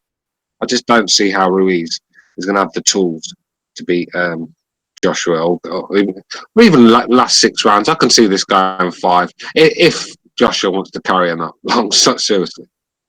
Fury's fighting Dillian White. It's an agreement after this. Obviously, it's going to be after the Schwartz fight, right? Yeah. I think that's it. I want to see Fury's next couple of fights. I think if Fury beats Dillian White, I'm going to say that's probably the only guy that I have that going in. I'm saying he beats Joshua. If he can go through that little stretch right there, I think. Look, I think Wilder could beat him too. I think Dillian White's getting better. Never know there. Maybe he gives him a better fight. But out of the guys that this has to do with the Joshua fight that I feel confident that can beat Anthony Joshua would have been Fury before he retired. If he beats Schwartz pretty good and he goes in there and he beats Dillian White, if they ever fight, that's the guy I'm picking over Anthony Joshua. Will be Tyson Fury. I don't know what you Listen, guys think. this heavyweight division is wide open because Wilder can easily tag anybody and get him out. Joshua has defensive liabilities, Bullshit. even though he has. Well, come on, even though he has his hands up, Joshua does. He does get hit through that guard. Wilder, meanwhile, has no chin and no technique. Only the right hand. That's the only punch he throws correctly. Everything else, I mean, it's disgusting. And Tyson Fury, he has no real punching power. and he's a cokehead, so you never know if he's just gonna stop Fights like training. a And pussy. well, I wouldn't say that. Well, I wouldn't say that. I wouldn't go that Can far. I say but- something Go ahead. Go ahead. about Wilder's power? I think it's a bit overrated. And people are gonna go, "Whoa, what are you come on. talking about?" He's been How knocking dare out. you? No, but he's been knocking out like bumps. I'm telling you, I they agree, are man. bumps. You know, you take Dominic agree with Brazil, that. you put it in the 90s. This guy's not even a contender. I mean, now he's getting title shots and shit. I mean, seriously. And then people think, oh, if he lands on Joshua, he's gonna get. Like, Joshua got hit by fucking Klitschko, man, and this guy has like 50 knockouts in his record. Yeah, go ahead. Yeah, I agree. No, go on, but just sorry, Brian. Go on. What the fuck is wrong with this guy? Well, one last thing, Fury. Oh yeah, if Fury gets hit by Wilder, it's over. Nah, he got hit. He got dropped twice and got back up. So get out of here. Go ahead, Stu. No, I was just going to say I totally agree with the Butcher. I mean, how many solid chins has he faced? I think Stavern when he was half fit and he went the distance. I mean, Fury's another one. He went the distance. I mean, but when you look into account with the Dominic Brazil thing, it reminded me, you know, the new Jurassic Park movie. You know, when they chuck that little goat into the fucking thing and he's sitting there all shivering. Next minute, this big beast coming and swallowed him up. That reminded me of Dominic Brazil in there. He just waited to be eaten alive. It was just, he looked scared. He just looked scared from the minute this fight was made. Just a shook man, and it was the David Price sort of thing where when you get so scared, you burn so much energy off. Sort of thing. You go in there lethargic, you throw a lazy shot, and next minute you're sleeping. Dominic Brazil is tailor-made for someone like Deontay Wilder. Tailor-made. Deontay Wilder would beat Dominic Brazil 20 times out of 20 if they fought. That's how bad Dominic Brazil is. So let's not get carried away here. I mean, and one more thing. Arthur Spilker, before he decided to play the role of Manny Pacquiao and run into a fucking shot, was actually taking Wilder's shots quite well, and he looked a lot smaller guy in there. So yeah, I mean, it's like anybody. If you see the shots coming, then you could probably take the shots better. But when you got your eyes fucking closed, your left hand down, I mean, it's a recipe for disaster. Yeah. I think going back to the Fury fight, I mean, when he drops Fury, like you said, Butcher, you know, he's going to hit Fury. Fury's going to go down. He's not going to get back up. Well, Fury actually beat him up when he got dropped. I don't care what anybody said. The 12th round, he was beating his ass when he got back up. That's what I saw. And he had to hold on at a certain point. Like he had to hold. He was holding. He was like, oh shit, you know, like I didn't expect this. So like, look, man, does he have devastating power? His power comes from being long, lean, and he throws it with a lot. It has a lot of speed. It's gonna hurt when you're 6'7", 225. Like that shit is going to hurt you. But is it like this concussive? You know, as soon as he touches you, you're going out kind of power. No, it is concussive that if he drops you, it's going to be hard for you to get back up and recover.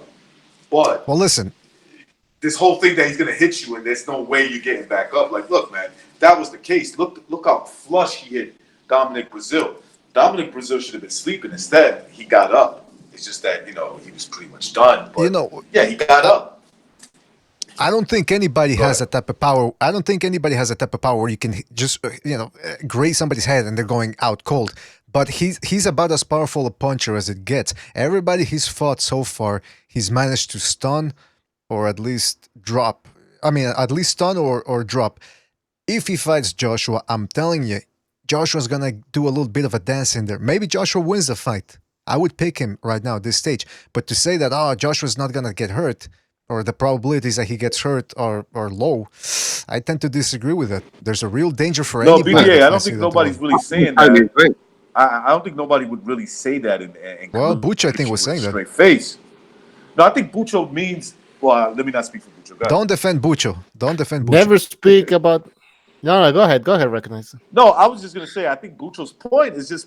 It's like, it's not automatic. It's not a... Look, he has great power. He probably has the most power out of all heavyweights in terms of one punch knocking. So far, the evidence looks that way. But it's not that you're going to get hit and that's it. It's going to be over. Fury got back up. Fury started beating him up. Fury got robbed. Let's say it as it is. Like, he got robbed. So I mean, dude, the 12th round. Like, think about this, Bucho, for a second. He won that round. He beat him up, and when he got back up, he started actually landing punches that had Wilder shaken. Okay, I think a lot of that has to do with fatigue and also like, oh shit, this dude got back up and he's beating and he's landing punches now. You know, it's one of those things. But See, he's yeah. See, I honestly believe that fucking Anthony Joshua could go in there and get this over and done within a round. I think Wilder is that vulnerable. So we're talking about the power of Wilder, but what we're not also got to talk about his vulnerabilities, and he showed it time and time again. I think if Joshua just goes in there and fucking the longer you're in there with, I've always said this, the longer you're in there with the Wilder, the more likelihood is you're going to get fucking caught. You've got to go in there and get him out there early. Don't let him get settled. Take him off his rhythm and get him out there early, because I think as soon as you catch him once or twice clean, he's going to rock, and that's when you finish him. I think that if you try and box Wilder and try and look flashy like Fury did, well, we all saw what nearly happened there. I think Wilder's power is overrated. Like, okay, he may be the hardest hitting heavyweight. Okay, fine, I'll give you that. I don't know. But I said it going into the Fury fight that he's going to hit Fury, he's going to put him down. But because Fury is not going to be standing there like a dummy, he's not going to walk into his power. Deontay Wilder's going to have to set his power up or something, because, Fury's not going to be there for that punch like that. He's not going to knock him out. And he got up. Look at Dominic Brazil. He gave him a free shot. You give Tyson Fury a free shot, he's gonna knock you out. I mean, it's really not that difficult. Credit to Wilder for sure. He commits to his punches. He falls into his punches with his entire body. He gives it everything he got to a point where he breaks his hands. I give him credit for that. But if you're not there for that power, he ain't landing on. He's not knocking you out. Give credit to Dominic Brazil for just coming forward like that. yeah, you know something like a maniac.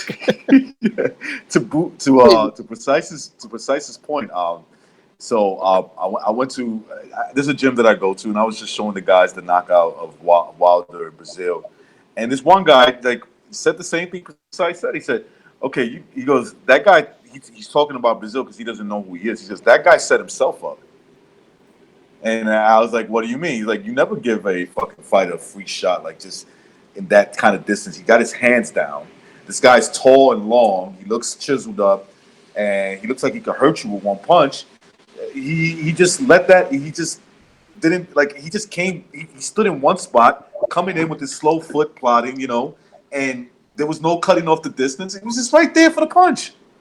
It was a free shot. It was like. I mean, what sort of fucking trainers have these guys got recognized? I mean, I could have rang Dominic Brazil and told him what range to be at and told him what not to do. I'm not even a boxing trainer. I could have told him that. But yeah, he just goes in there and does everything you shouldn't do against a big puncher like Wilder with them sort of arms. He just did everything. Came in with a bomb mentality in that fight. He came in like such a defeated guy in terms of game. That's right. Plan. Yeah. Yeah, he knew he was done for. He knew it. He knew those big tits of his were going to be flapping when he was going to get knocked out. Yeah, try to come in. Right. Exactly. Do you know what? He was the fucking. He was in the way of Dillian White getting that fight. All these. It's nearly a year now. Dominic Brazil has been in the fucking way like a bad smell, really, isn't he? And we just wanted him to get the fuck out of the way because he was never going to put up a fight. I wanted to see Wilder Dillian White. I think it's a better fight. I still think Wilder wins that fight, but I think it's a better fight. Brazil just sitting there dragging his heels, wanting his shot. Didn't deserve it, by the way, and got it. And look what we got. I mean, I tell you what, the fucking kettle was boiling longer than that fight lasted when I put it on. That's right. The fight was over before the kettle even fucking finished boiling. It's over in 40 Here's seconds. My question. It was over before the fucking kettle started boiling. Here's my question then. Here's my question. If Joshua wins this fight, which he probably will, where does he go from here? Because apparently, like you guys said, Tyson Fury is going to be fighting White if Fury wins his fight. Meanwhile, Wilder's going to be fighting old man Ortiz. So where does Joshua go from here? He might have to take the Usyk fight. Oh, that could be that could be the fight that they try to set. They might have to set up, and that's a dangerous fight. But yeah, I It's a don't think dangerous fight Usyk. for both guys.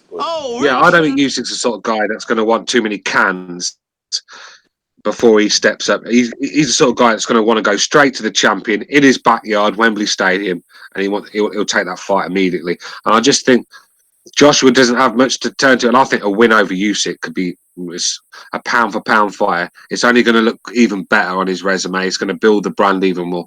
I think that's where we're going with Joshua next, because Dillian White's obviously got his hands full with Fury. I believe Fury's going to win that fight. So Dillian White's going to have to go back to the back of the queue, and there's no one else. I do not want to see Konaki. I don't want to see Baby Miller back. So I think Usyk's the man we have to fucking. You might see him fight Miller. See, you might see him fight Miller next, or Pulev. You know, I can see those still like an option. What, you think Miller? You think Miller will come back and get the fight again? Mm-hmm. I don't.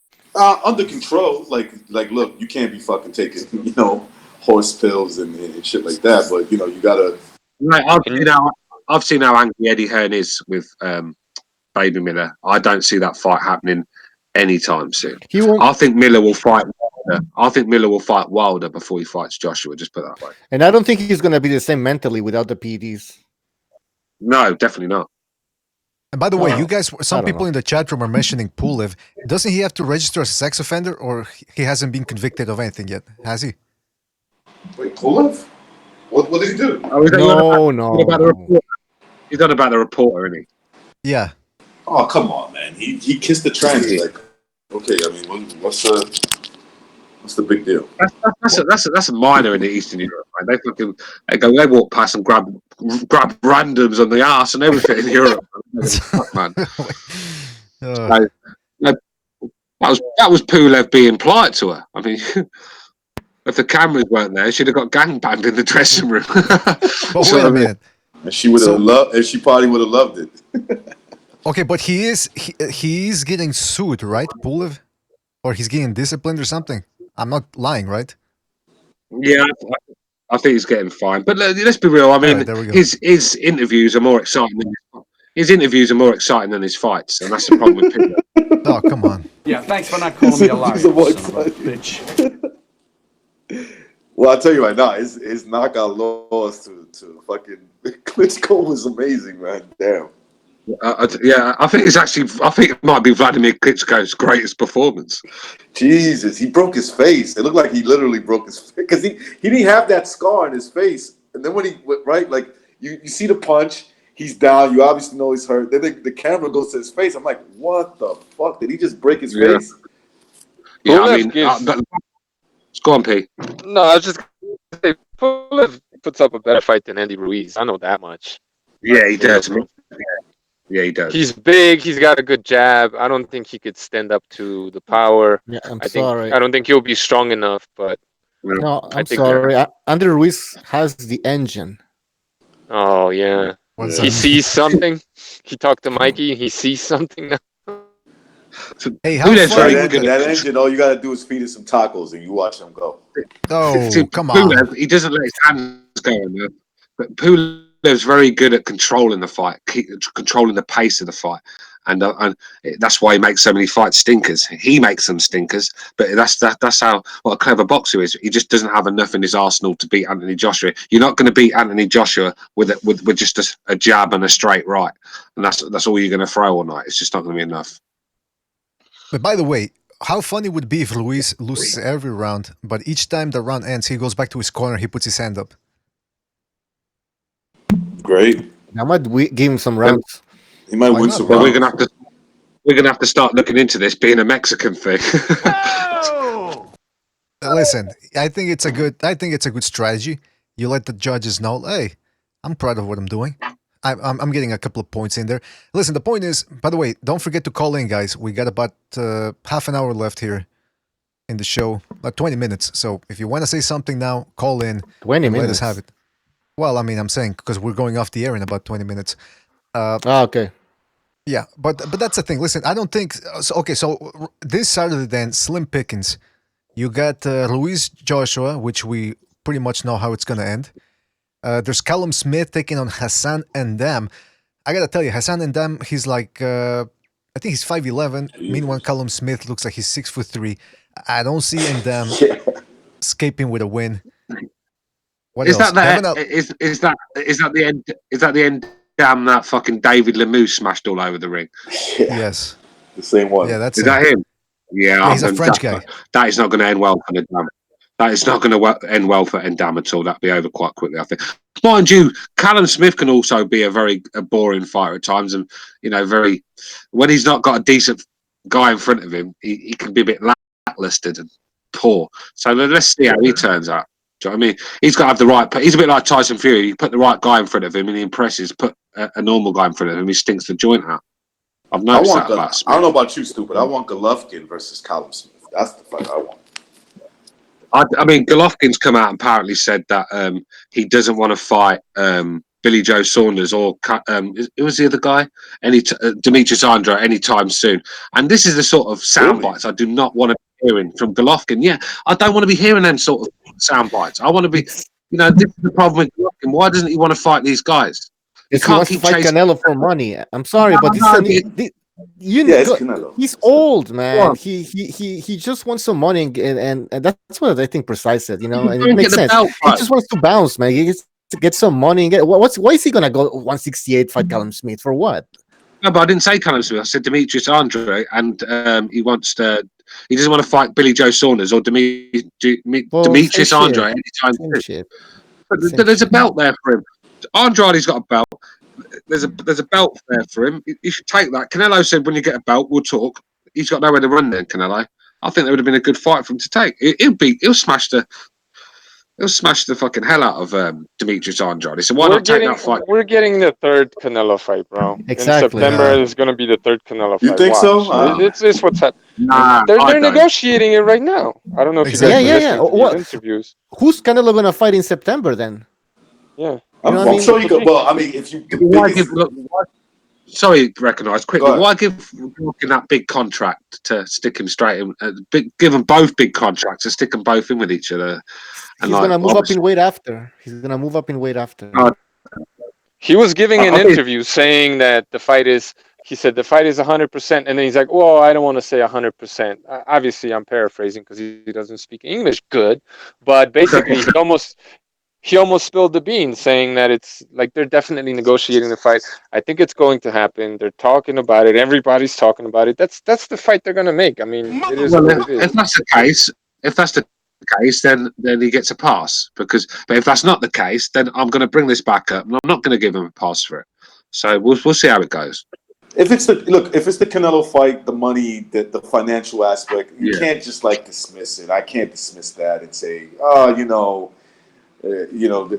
would turn it down to fight fucking bigger Callum Smith, for less money. No. But I'm saying if, for whatever reason it doesn't work out, him and Canelo wants to take a different route because he's in that position where he can do that, right? Maybe still the Golovkin fight is the max money he could make as of right now. But if it doesn't work out, I would like to see him go up in weight, and I don't think if he could do it. I'm saying if you feel like he could do it, where he has to rechange his schedule and say, look, Canelo is not interested in fighting me, so I got to start looking at a different route. Billy Joe Saunders is not interested in fighting him. Sorry, bro. Billy Joe Saunders, I don't hear anything from Billy Joe. I'm not hearing. That's not the point. He's not calling him out. But he's. Yeah, but look, the point is this. The point is that Billy Joe Saunders is irrelevant. I don't even know why we're talking about that guy. He's just, come on, man. Billy Joe Saunders needs to fight somebody with the pulse. If he had a chance to fight Canelo, he would say fuck you, Golovkin. He would say fuck you to everybody, and he'd go straight for Canelo. Golovkin, I'd like to see that fight, but it's not given that he wins his next fight. So after he fights Sulensky and he beats him, let's see what happens then. In the meantime, it really looks like they're preparing for Canelo. I mean, I don't know if you guys have been checking out these interviews with Banks, but they're trying to bring the old Golovkin back, which is I've always said it. That's the way to fight Canelo for Golovkin. It's the way he fought David Lemieux, and I think they're trying to bring that guy back. Billy Joe Saunders, I mean, fuck, man, I was just so tired of that guy. I agree though, but that's not the point I'm making. The point is, he's dismissing the fight. And if Canelo doesn't happen, there's not a lot of options there for him. Do you know what I mean? The Charlos are not going to take, so I can't fight them. I mean, Jacobs has just took a fight with Canelo. He's not going to take that fight, so his options are pretty limited. And he should be looking his nose down on Andrade or Billy Joe Saunders, because they're both big fights for him. Nah, I'd rather see him fight. I'm glad he said it, bro. I'm glad he said it because those two have been ducking him for years. Fuck them. Fuck the both of them. I'm glad he's dismissing them for the pieces of fucking nobodies that they are, man. Neither one of those guys has done anything interesting. Is Andre really a good fighter? Do we even know? Who has he beaten? He struggled with, Vanes. I mean, come on. Well, Look, I agree with you. If he doesn't get the Canelo fight, then yeah, he'll probably fight someone like that. Well, that's all I'm saying. That's all I'm saying, bro. I'm not saying duck Canelo for these guys. Of course I'm not. I've got a brain. Do you know what I mean? I'm just saying if the Canelo fight don't happen, then they're the fights he should be looking to take. If he wants to stay in this division, then they're the fights he's going to have to take. Simple as. Or get out of boxing. Simple as. I mean, Golovkin's going to fight the biggest money fight, and if that's not Canelo, then it's the next guy in line. I mean, that's what he wants. I mean, I don't care, man. The dude is 37 years old. It's like, go ahead, BDA. I'll just. Yeah, well, What did you guys think about the video of him hitting pads? Hold on, let me just introduce, not precise, apology real quick, because he's been here a while. The devil, and it shall appear. She just wanted the drama and you two to fight over her. That's what women do. Your punishment must be master beard. All of you. Bitches are stupid. I treat them like shit. That's how you get one to eat a dick. Never be sweet to a bed. All right, apology, are you there? Yes, hello. Good evening. Good evening, yes, indeed. What's up, apology? Listen, we're just talking about Triple G Golovkin. I mean, Triple G Golovkin. Triple G Canelo. And I tell you, I'm a little bit fed up. I want to see that fight. I want to talk. see Triple G versus Golovkin. Yeah. But listen, I'm a little bit fed up with this whole thing about Canelo, Triple G, just like I am about Wilder Joshua. I can't take this no more. Back and forth. But it's going to happen, so we got to talk about it because it is the biggest money fight out there at this point. Apology, right now, even though Golovkin's talking about how great he's getting along with his new trainer, do you think Golovkin can do any better than he's done in the past two fights, or can he only do worse considering the fact that he's getting older? It's going to be another fixed fight. Like, no matter what he does, Canelo's going to win, so I'm not excited to see it. Like, he should move up and fight like Callum Smith or something, or someone else. Yeah, he probably should. I mean, it's a big risk anyway. I'd be happy with that. Yeah, it's a big risk for less money, though. Now, Jimmy, you were going to say something about if we've seen. Did you say Golovkin Banks or? Yeah, hitting pads with Banks. He's looking pretty sharp. He's looking like he's focused. And if there was an awkwardness going on there, that sucks to be in a camp. You can't stay focused if there's obviously some bad blood going into that.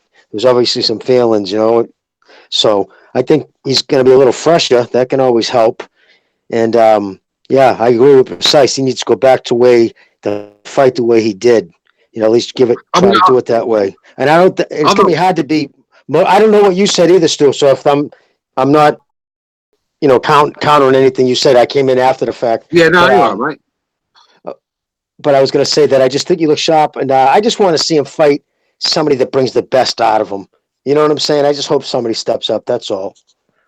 I think with Abel, I mean, I don't really give trainers too much credit. I don't. I'm one that comes on here and says they're basically older pads and they hold the mitts for a good fucking payday. And that's what a lot of them do. But sometimes when you're in a hard fight, which is not very often in Golovkin's case, you look to your corner for something extra from them, something that's going to help you when you're digging deep, when you're in deep waters. And nothing that Sanchez was coming out with was working. He got everything wrong. Everything that Golovkin had to do, he wasn't doing. He just got the tactics wrong. And I've seen it time and time again with Abel Sanchez. It's not just Golovkin. I thought he was terrible when he brought the guy over to fight Josh Taylor. I thought he was terrible when Garcia fought Usyk. I mean, it's just happening time and time again. So I can see why Golovkin called it a day. Something new, some fresh ideas, and maybe Banks can get the best out of him. He's a one-man machine. Yeah.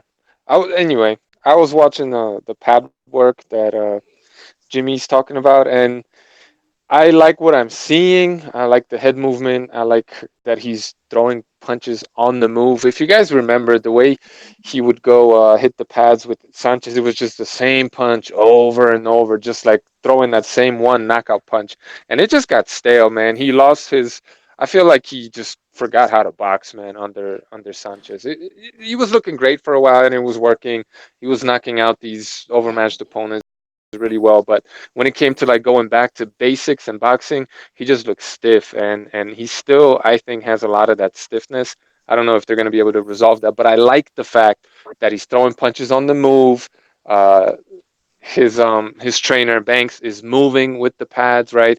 And he's asking him to do various things, different things, and I like the head movement, but I think it's going to take a while before, if he could ever get back that swag or whatever. I hate that fucking word. Whatever he had before. Swagadacious. You know his rhythm basically, and his fluidity that he used to have. I don't know, he might be too old for that, but anything at this point is better than Sanchez, man. That relationship just went stale. That's Now, my piece. before anybody comes in, hold on, Sanchez, hold on. Before anybody comes in, yeah, sorry, real sorry to quick. interrupt, but sorry to interrupt. Before we got a call, we gotta take it. 484, you're on the line.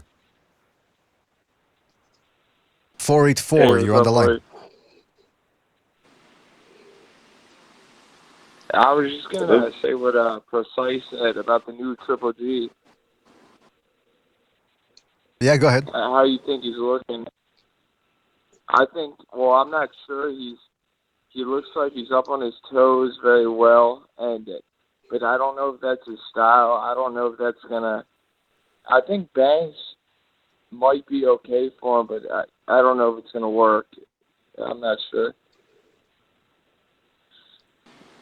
Well, I mean, I it's think yeah, go ahead, recognize. Go ahead.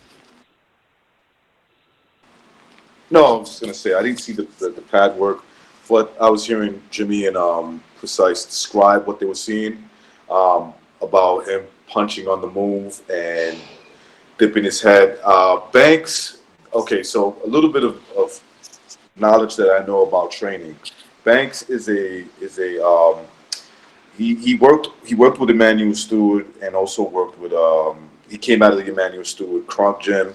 He also trained Klitschko, right? Yeah. this kid Vladimir Klitschko, and he was under the tutelage of Emmanuel Stewart. So what I think you might see is what he's working on there is he's a jabber, right? So to know how to mix up punches again, because I think he stopped doing that. I want to say somewhere in the Brook fight, where the Brook fight it was just no, not the Brook fight. Sorry, Danny Jacobs fight is what I meant to say.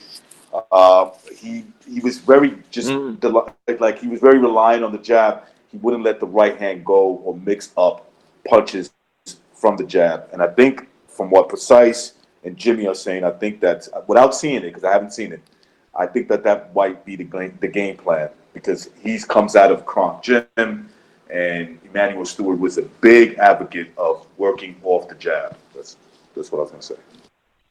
By the way, 484. Yeah. Were you the one that called in? Were you the one that called in the other day and you were getting into a fight with your brother? Don't worry about it, dude. It was a bad day. I'm sorry, guys. It was a Don't bad worry day. about it. Don't worry about it. I just Are wanted you to. Jason? Are you Jason Yeah, Bourne? I love the show, man. On So- the daily, listen to me and my buddies. We spar on the daily, and it was just a bad day. My fault, guys. Don't worry about it. Don't worry about it. But But I want to say one more thing about. I just hope they don't try to make GGG or Triple G try to make him like a slickster like Terrence Crawford because that's not his game. You know what I mean? Like not trying to do the shoulder roll and shit.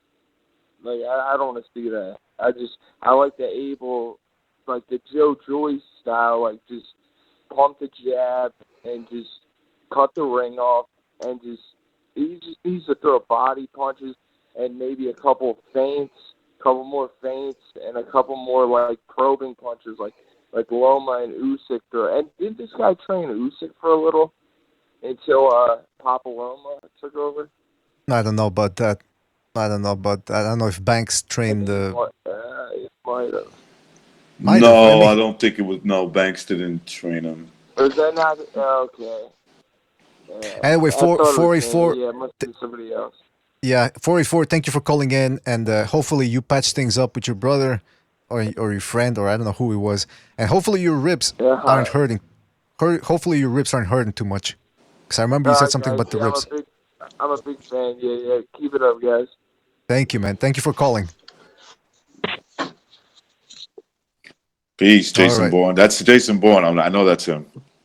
How do you know? Anyway, listen. The point is, BDA. Know what I think? What's that, Jimmy? Sorry. Go ahead.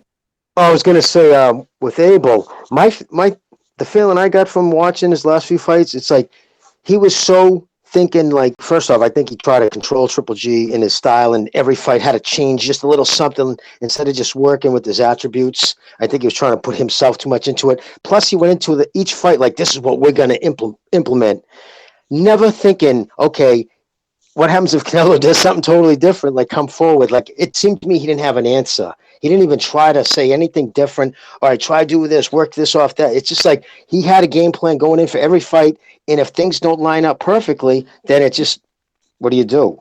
So I'm hoping like Banks has more, like Precise says, work on your fundamentals, get all that back, and then roll with it if it happens. If something comes up, then, deal with it. Remember he'd throw punches like, remember when he knocked out that dude, the Mexican kid, with that weird angle punch where, poured the milk over big time? Rubio. Yeah. Rubio. Yeah. Like, That when's was the last time he's vicious. thrown? Right? When's the last time he was that close to Canelo a few times? When's the last time he's thrown an off-angled punch or something like that?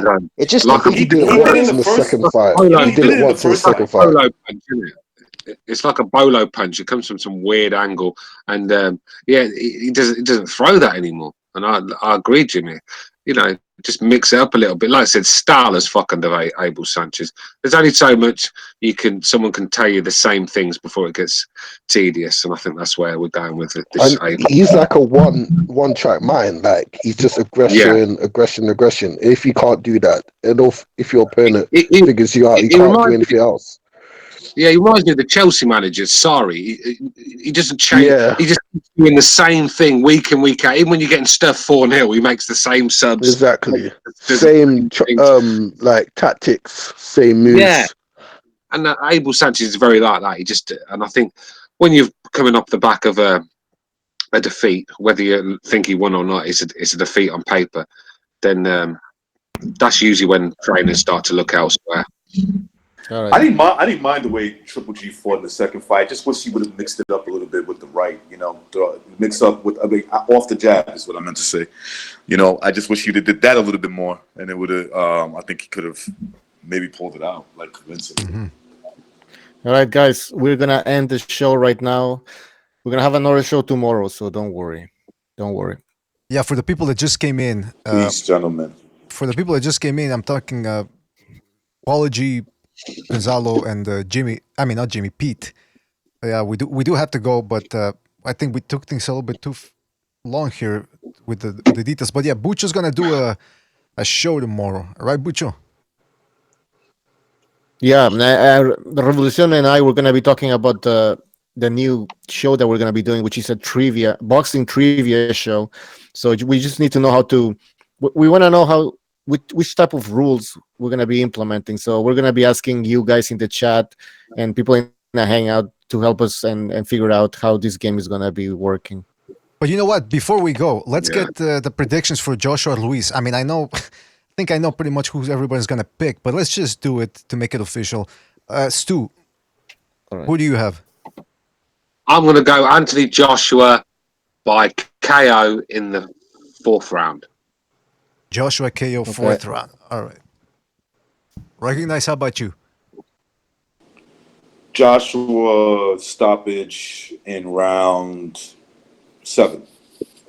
Joshua stoppage round 7. All right. Pete, how about you?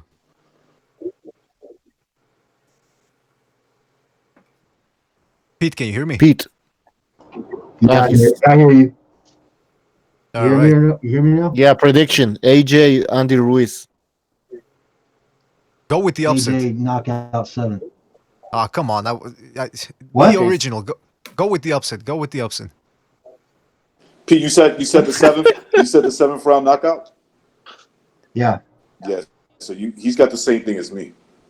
Me and you on the same page. All right. Ucho, how about you? I'm on it. 5. Okay, who? AJ, obviously. Okay, Hey, AJ. I mean, are you kidding me, man? I'm not kidding you. Don't take that tone with me. All right. You might regret it. You're out. All right, Jimmy, how about you, man? It's gonna be a statement win for AJ. I'm going knockout in the third. Knockout in the KO third. 3. All right. So Joshua in the third. Precise, how about you, man? You guys are a bunch of pussycats. That's right. He's gonna Brazil his ass. All right, first round KO. What? Nice. All right, there you go. See, that's what I like. A new type of prediction, original, not the same thing. 7th round KO, 5th round KO. Come on. All right, Gonzalo, how about you? Yes, hello. AJ unanimous decision. Because you're Mexican, right? So you think AJ is gonna go the distance? No. Yes. No, He's always the guy had 110 fights. Father. Remember, he The always guy said had he's El Dude's 110 father. fights and he only lost 5 times. And he was never KO. He was never Tell dropped him, as an amateur. tell him, And in Gonzalo. 32 fights, he's never been wobbled. So, like, I'm not saying that he can't get Exactly, knocked out, but I Gonzalo. have a hard time throwing somebody under the bus when they've never been rocked. You guys got to remember, Gonzalo has fought fat people before. That's right. He's a goat. Gonzalo would pick Cheech Marine to go the distance without. The guy's fresh. You know, the guys are only 1 month apart in birth dates. They're both 29 years old. Yeah, but one's fat and the other one's. Yeah, but the little fat Burger kid, King and the other one's an Adonis. the little fat kid's been fighting ever since he's 6 years old, and has got Was he fat? Was he fat then? Let's move on. Let's move on. Yeah, okay, Let Gonzalo. people cut him in line at the lunch line. Yeah, you never And know. one thing good that he has that he's been Give me training your for lunch 15 money. weeks, and he fought a guy that's 6'7" and Dimitrenko. So he's coming off back-to-back camps, and he's a replacement. So they were like handpicked him and said, "Oh, we're gonna pick this guy to get beat." No, he had to replace Jarrell Baby Miller, and it's a cross promotion. It's not like from the same promotional company. Hey, how So much the crow? guy's not coming to lay down. How much crow is Gonzalez gonna make us eat if fucking Ruiz fucking beats him? He's gonna do the loser He's gonna be dance. king for the day. The one on Look, AJ Fortnite, the said it loser himself. dance. He's got power, but he likes to break his opponents down. And a guy with such a deep amateur pedigree is probably not going to get knocked out with the first 3 rounds unless he gets clipped coming inside with an uppercut, because AJ does have a good uppercut. Okay, but he's going to be moving side to side. He's going to get on the inside. He's going to start belting him to the body. And, the first 6 rounds, like Eddie Hearn said, will be competitive. So if he's saying that, I could maybe give the guy and Ruiz 3 rounds, and then AJ 3. Then maybe later he just wins 2, but then he'll lose a 7-5 fight against Joshua unanimously. And he probably will get dropped, with an uppercut, but I think he'll make it to the end. I'm sorry. Yeah, it definitely must be true if Eddie Hearn said it.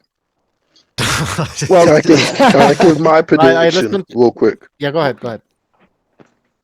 I predict Anthony Joshua will stop Ruiz with a body shot, but when Ruiz gets hit with a body shot, he will go to his corner, and then he will shit himself, and then the referee will have to stop the fight. All right, very specific. All Which right, round? that's the 4th. He will shit himself on the stool, and then the corner and the referee will be like, "No, you stink.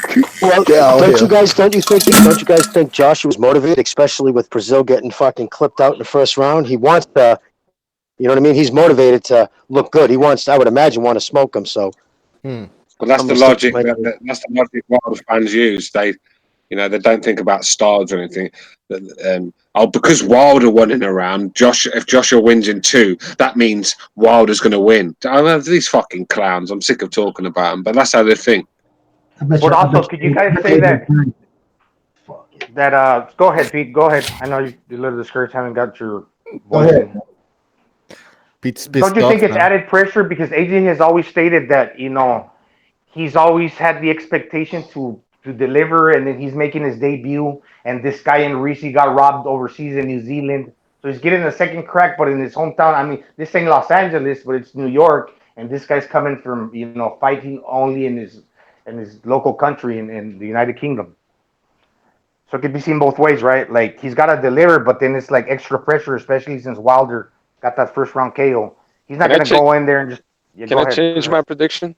I'd like to change my prediction. Gonzalo's just so convincing. I might just pick Andy Ruiz to beat Anthony Joshua. Yeah, you know, we'll have some Snicker bars before the fight. No, I mean it makes sense what you're saying. I'm just fucking. I don't know. All right, I'm guys. kind of not into this fight. We're gonna have to end the show right now.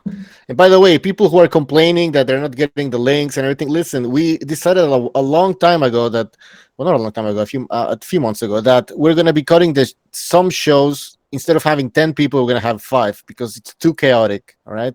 People are complaining in the chat that's screaming and then there's noise and shit. So we're gonna keep it to 5. There's other shows that I will be hosting where we're gonna have 10 people, and you're gonna see the fucking difference.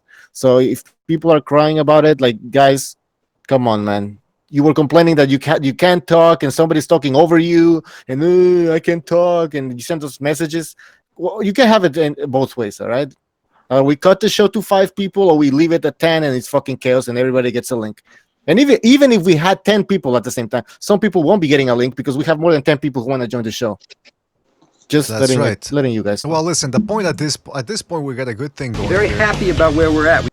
So we just got to keep it going. Like Bucho said, some shows where it's low-key, and other shows where it's a free-for-all, and we let as many people as we can fit into the hangout. Also, remember, we only got 10 spots.